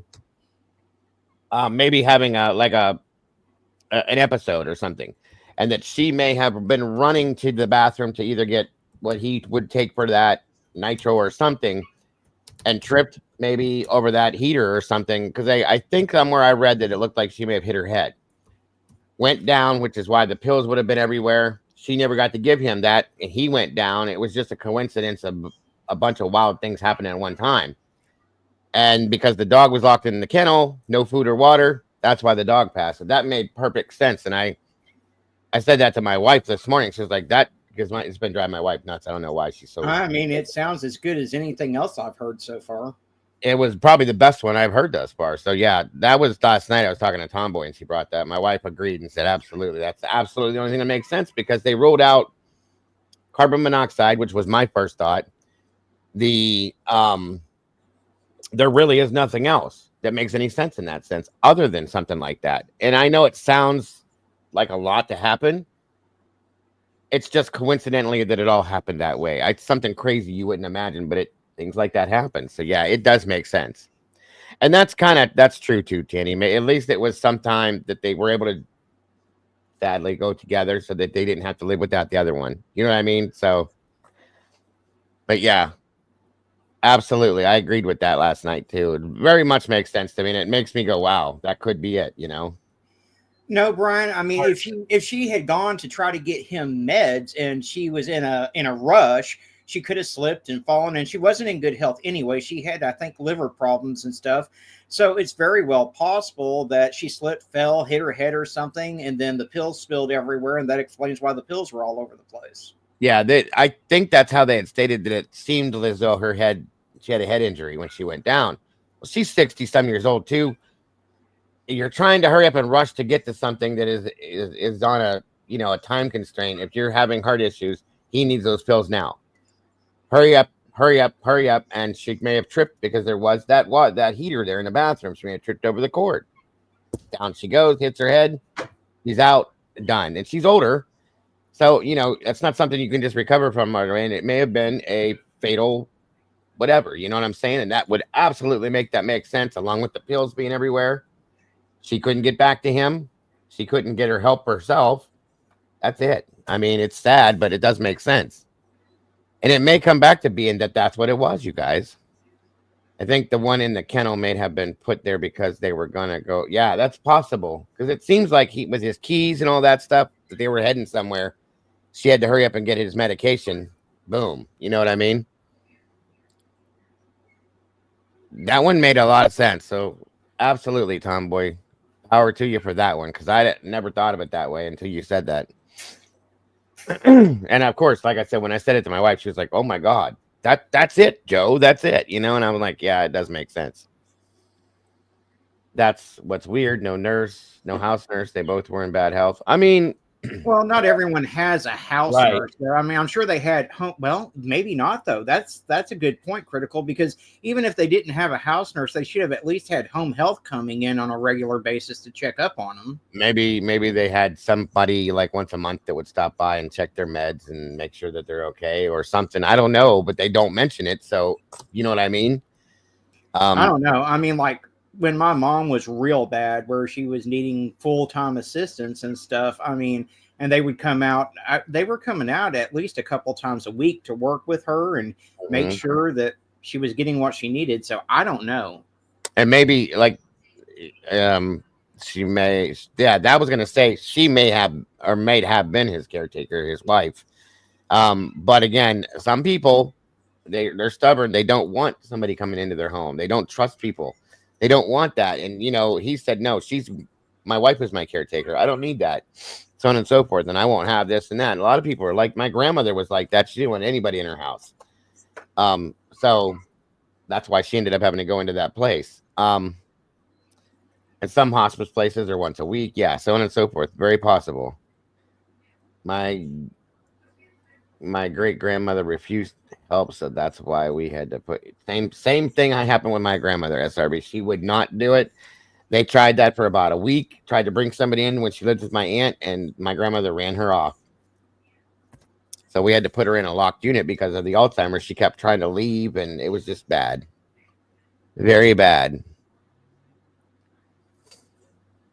Oh, sorry. Department and gas company didn't find any obvious signs of a gas leak or carbon monoxide. A sheriff's office spokesperson says the cause of death has not been confirmed, but it is not believed to be foul play.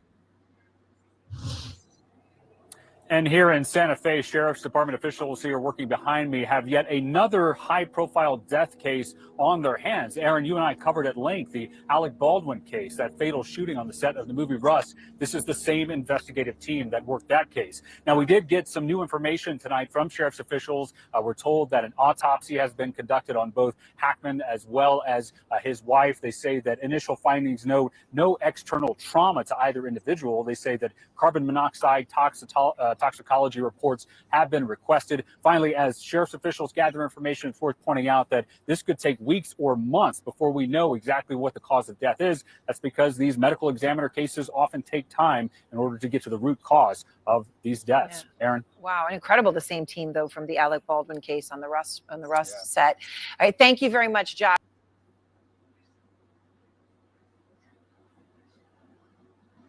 Oops, sorry. I thought that was done. I guess it wasn't. There's a little bit more to the end of it. Surrounding the deaths of legendary film actor Gene Hackman, his wife, and a dog that authorities have called suspicious, including the reported condition of Hackman's and his wife's bodies and what an affidavit calls mummification in both hands and feet. Joining us is our chief. Sure, Mom, if you have it, that's fine. law enforcement intelligence analyst John Miller, and also Dr. Judy Melanek, forensic pathologist and author. John, what stands out to you about this? You've seen a lot of crime scenes. Well, it's all that it tells us and all that it refuses to tell us. A lot of questions to answer, but you know, you have Gene Hackman, who is in the mudroom off the kitchen by the back door, who appears to have taken a fall. A cane was found nearby, and glasses. a pair of sunglasses. It looks like he fell where he was and he dropped what he had. You See, that's why it sounds to me like maybe he was going out the door and had that attack. She rushes to get that. Tomboy, that's so on point to me. I mean, same thing my wife said. She was like, oh my God, that absolutely sounds perfect as to what it could be.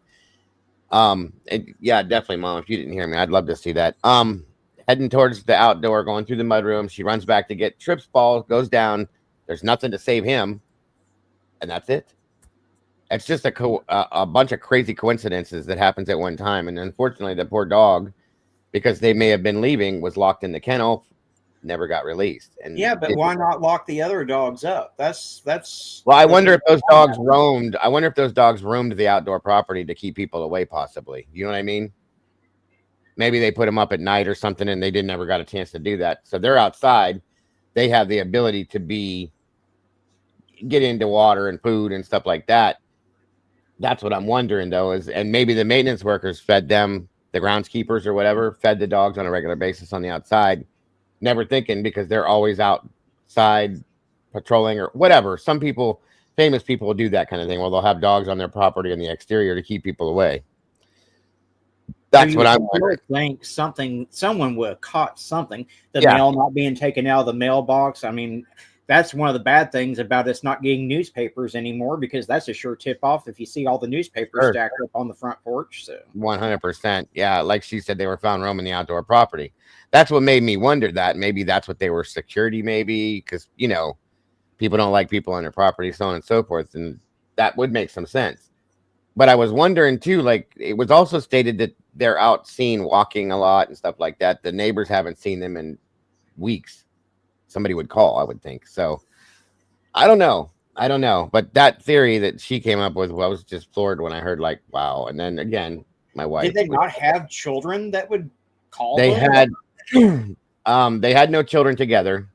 I believe there was a son and a daughter from his first marriage. He was estranged from one of them, if not both of them. I can't remember.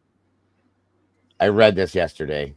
Don't quote me, but that's what I'm pretty sure that's how that went. One of them they were close to, but one of them they were completely estranged from the first marriage that he had to, I can't remember her name. Yeah. Critical says, if you're over 65, please get Life Alert. It may save you. And that's true. That's very true. You know what I mean? That if one of them had that, or he had anyone, that button, that could have saved their life, possibly. You never know. That's a good point. have his wife, Betsy, in a bathroom on the other side of that floor where there are pills scattered on the counter and a space heater that's been knocked over, and a dog in a kennel or a crate that's also deceased. And see, that tells the story right there, you guys. Think about that. The space heater's knocked over. She tripped over it, trying to hurry up and get those pills. They're all over the counter. I mean, that to me, that's the answer. It truly does make sense. Of course, there's never going to be an absolute till they come back on the autopsy and say what this was and that. I mean, another possibility is they were in the process of crating the dogs. They got the one crated. He makes it to the door trying to get his keys, his sunglasses, and everything. Has the heart attack. She runs to the bathroom, and so that's why that one dog was crated and the other ones weren't. Yeah, that makes sense too. Yeah, that's what I thought I said. The three kids. There's the son that was. The one son, I believe I read for sure, is estranged to them. And then the other two kids, I thought I said, I'm sorry if I didn't, my apologies. I thought it was 2 boys and a daughter, but either way, 2 daughters and a son. The son was estranged from my understanding. And the other 2, I believe they had an okay relationship with. I may be wrong. Like I said, my memory's bad, you guys, but I think that's how I read it yesterday. Somebody else in here probably knows better than me. You know, it's the kind of thing where you could say, murder-suicide, but it doesn't appear to have the trauma that would go with murder. You could say a joint suicide, but those things usually come with a somewhat of a ritual where people will take an overdose, get in bed together, or hold hands sitting down. If that was the case, the dog I don't think would have been created like that, because they know that somebody has to feed the dog. You know what I mean? That's well, yeah. And generally, if you have animals and you love them, you'll make sure that they're taken care of before you do something like that. You'll like say give them to a friend or something like that so that they don't pass away. You could also have an accident and a suicide. You could have an accident and somebody saying, well, I don't want to live without him. But you have all those possibilities. And as Judy will tell us, there's a Latin saying in the medical examiner's office that says, this is where the dead come to teach the living. The bodies may tell us more than the scene. It's probably going to have to come together to come to one answer. Well, Dr. Melinek, I mean, what does their bodies apparently being partially mummified? I mean, how long does that actually take? I guess if it's hands and feet, what does that actually mean? So the extremities can mummify relatively quickly in a hot ambient environment. It's hard without knowing how warm it was or dry it was in the house, but they've clearly been dead for several days, and I'm saying days plural in order to get that kind of mummification. One of the ways of figuring this out, obviously, is from the scene investigation to find out when did they last pick up the mail, when did they last check in with relatives, phone calls, those kind of things, because people generally will communicate with others during the course of their time. But then you also can use other guides from the autopsy to determine the time of death, or at least estimate what we call the postmortem interval. I don't want to get into too many details, but when the authorities use the term mummification or mummified, does that just mean liquid that it's just like skin and bones at that point, or what happens? It means that the skin has dried. The blood stops flowing, so therefore the skin and everything will dry to that extent. And the extremities, the hands and feet, are the last to receive blood through circulation. They're the last to get the better circulation, so they will typically mummify first before anything else in the body will. So what's happened is it's wrinkled up and it's dried, and it could be anything from kind of a leathery change all the way to the point that it's so hard that you can't even cut through it easily with a scalpel. So sometimes it just looks a little bit leathery, and that'll be called mummified as well. So it still just gives us a ballpark. And that takes days. We would need to know more information about the condition of that. Can take, definitely, usually takes days. It's not something that happens in hours. It's multiple days, probably even weeks.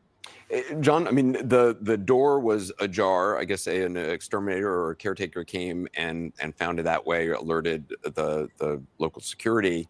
There was a dog who was alive in the house, and a dog also that belonged to them who was outside the house. Right, but the door being ajar means... I agree. Hold on, guys. I agree, Matahari. That's the whole point. I know it sounds like a reach because it's that sequence of events, but things happen, guys. And then think about that. That would make this make perfect sense. Thank you, Mom. We have just a few more minutes left here, guys. So the warrant, thank you, Mom. Again, the search warrant that was put out for this. Hold on.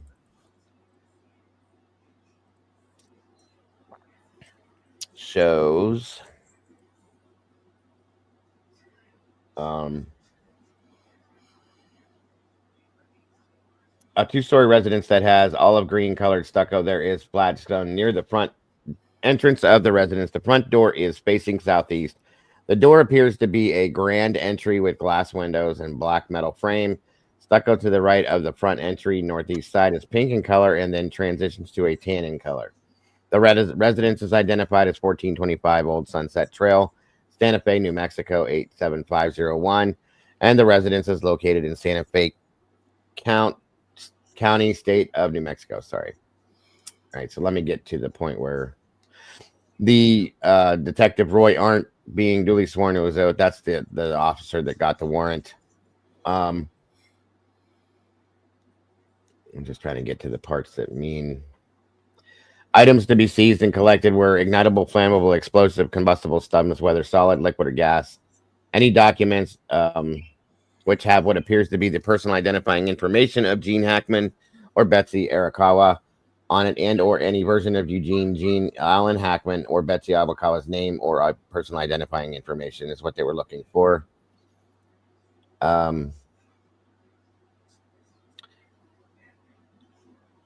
pictures, documents, and anything, cameras, all of that stuff was to be taken and looked at. Other image documented on any video photography and or videography equipment, photography or videography accessories, and or devices apparently used to facilitate photography and or videography. Clothing belonging to or worn by Hackman or Arakawa.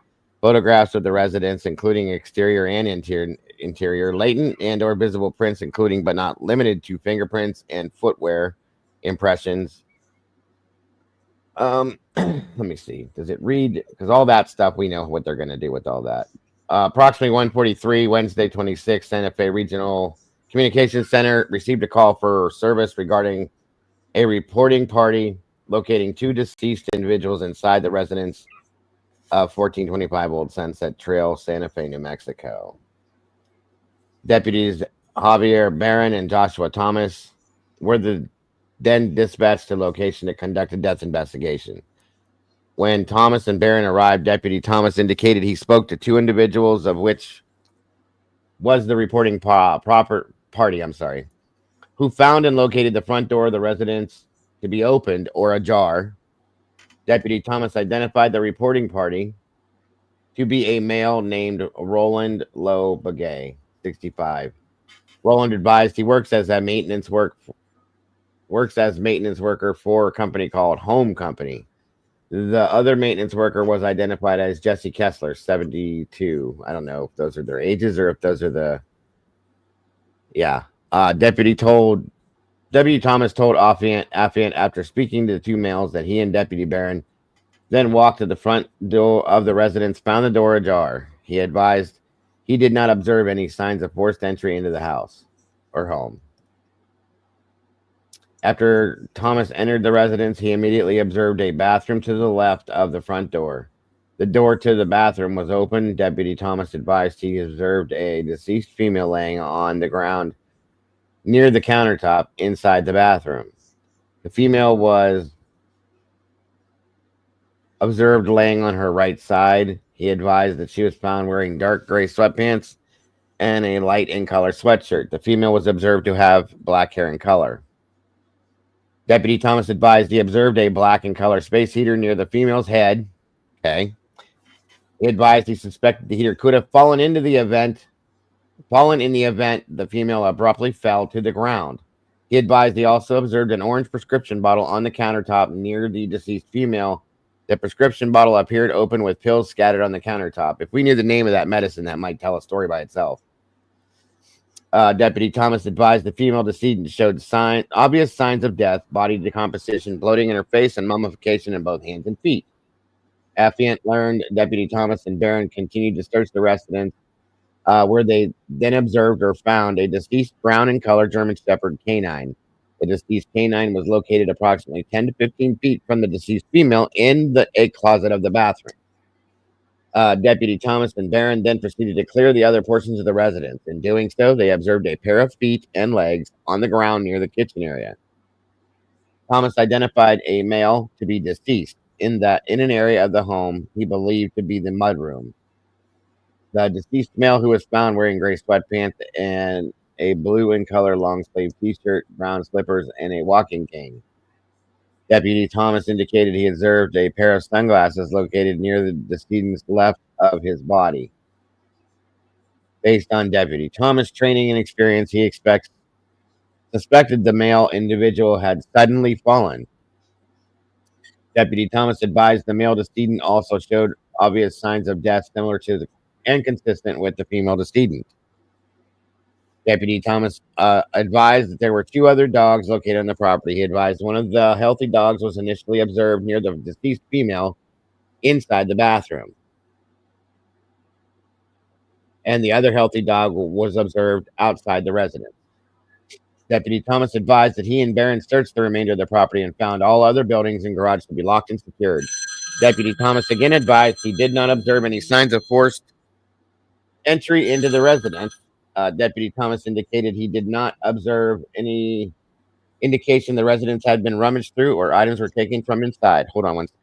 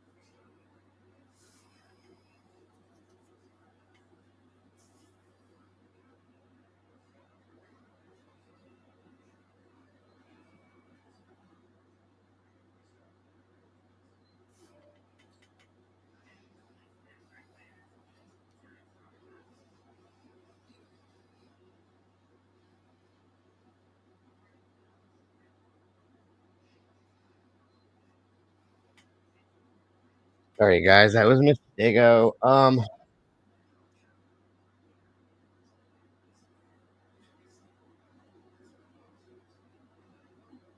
That's pretty much that explains everything within the household. Okay. Affiant learned New Mexico Gas Company responded to residents and was conducting active testing on the gas line in and around the residence. Those individuals were identified as David Balazan and Thomas Barrera. As of now, there are no signs or evidence indicating there were any problems associated to the pipes in and around the residence.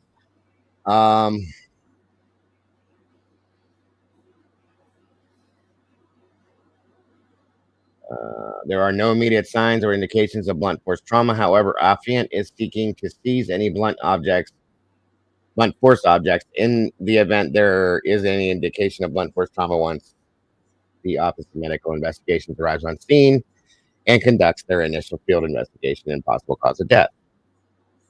At this time, the manner and cause of death pertaining to Eugene Jean Allen Hackman and Betsy Arakawa passing is unknown. Affiant believes that the circumstances surrounding the deaths of the two deceased individuals to be suspicious enough in nature to require a thorough search and investigation because the reporting party found the front door of the residence unsecured and opened. Deputies observed a healthy dog running loose on the property, another healthy dog near the deceased female, a deceased dog laying 10 to 15 feet from the deceased female in a closet of the bathroom. The heater being moved, the pill bottle being opened, and pills scattered next to the female. The male decedent being located in a separate room of the residence and no obvious signs of gas leak. At this time, Affiant believes there is sufficient probable cause for the issuance of this search warrant.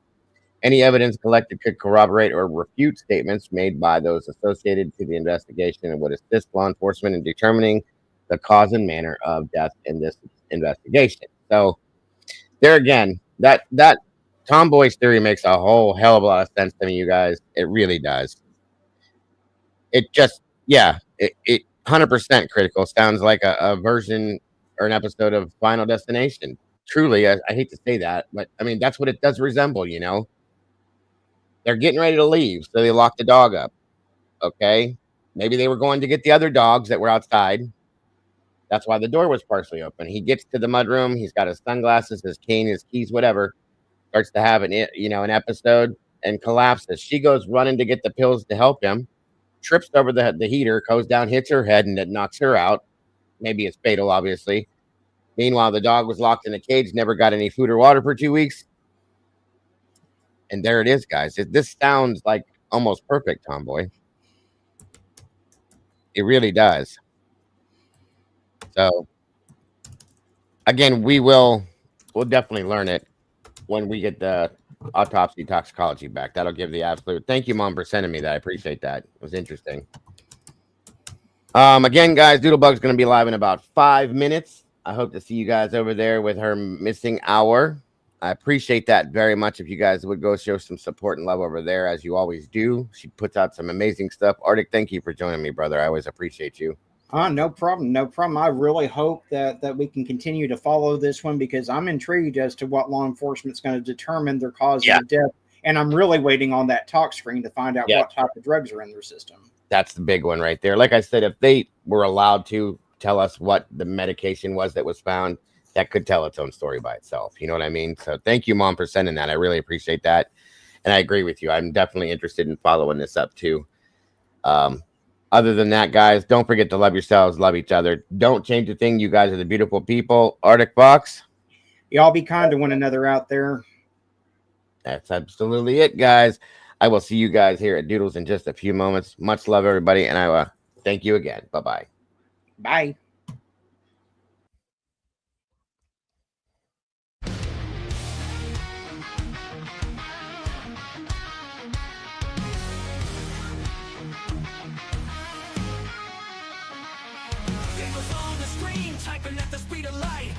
Down the shadows, bringing wrongs to right. Digging deep in the data, facts sharp as a knife. With every single story, he's fighting for a life. A voice for the voiceless. He won't stay quiet. Daniel's got the fire igniting the fight. True crime revelation shining through the night. With every victim story, he pulls at the strings. A hero in the darkness, hear the truth he brings. Through the shadows he rises, streaming loud and clear. Cracking cases, open hearts filled with fear. His channel's a beacon in a world gone wrong. He guides us through the chaos, a soldier so strong. The clicks and the lights, they follow his lead. With every new case, he plants a new seed. Sharing their stories, giving hope where it fades. Daniel's a warrior through the trials he waits. In a world of silence, he shouts out their names. Daniel's got the fire igniting the fight. True crime revelation shining through the night. With every victim story, he pulls at the strings. A hero in the darkness, hear the truth he brings. From the shadows he rises, streaming loud and clear. True crime revelation shining through the night. With every victim story, he pulls at the strings. A hero in the darkness, hear the truth he brings.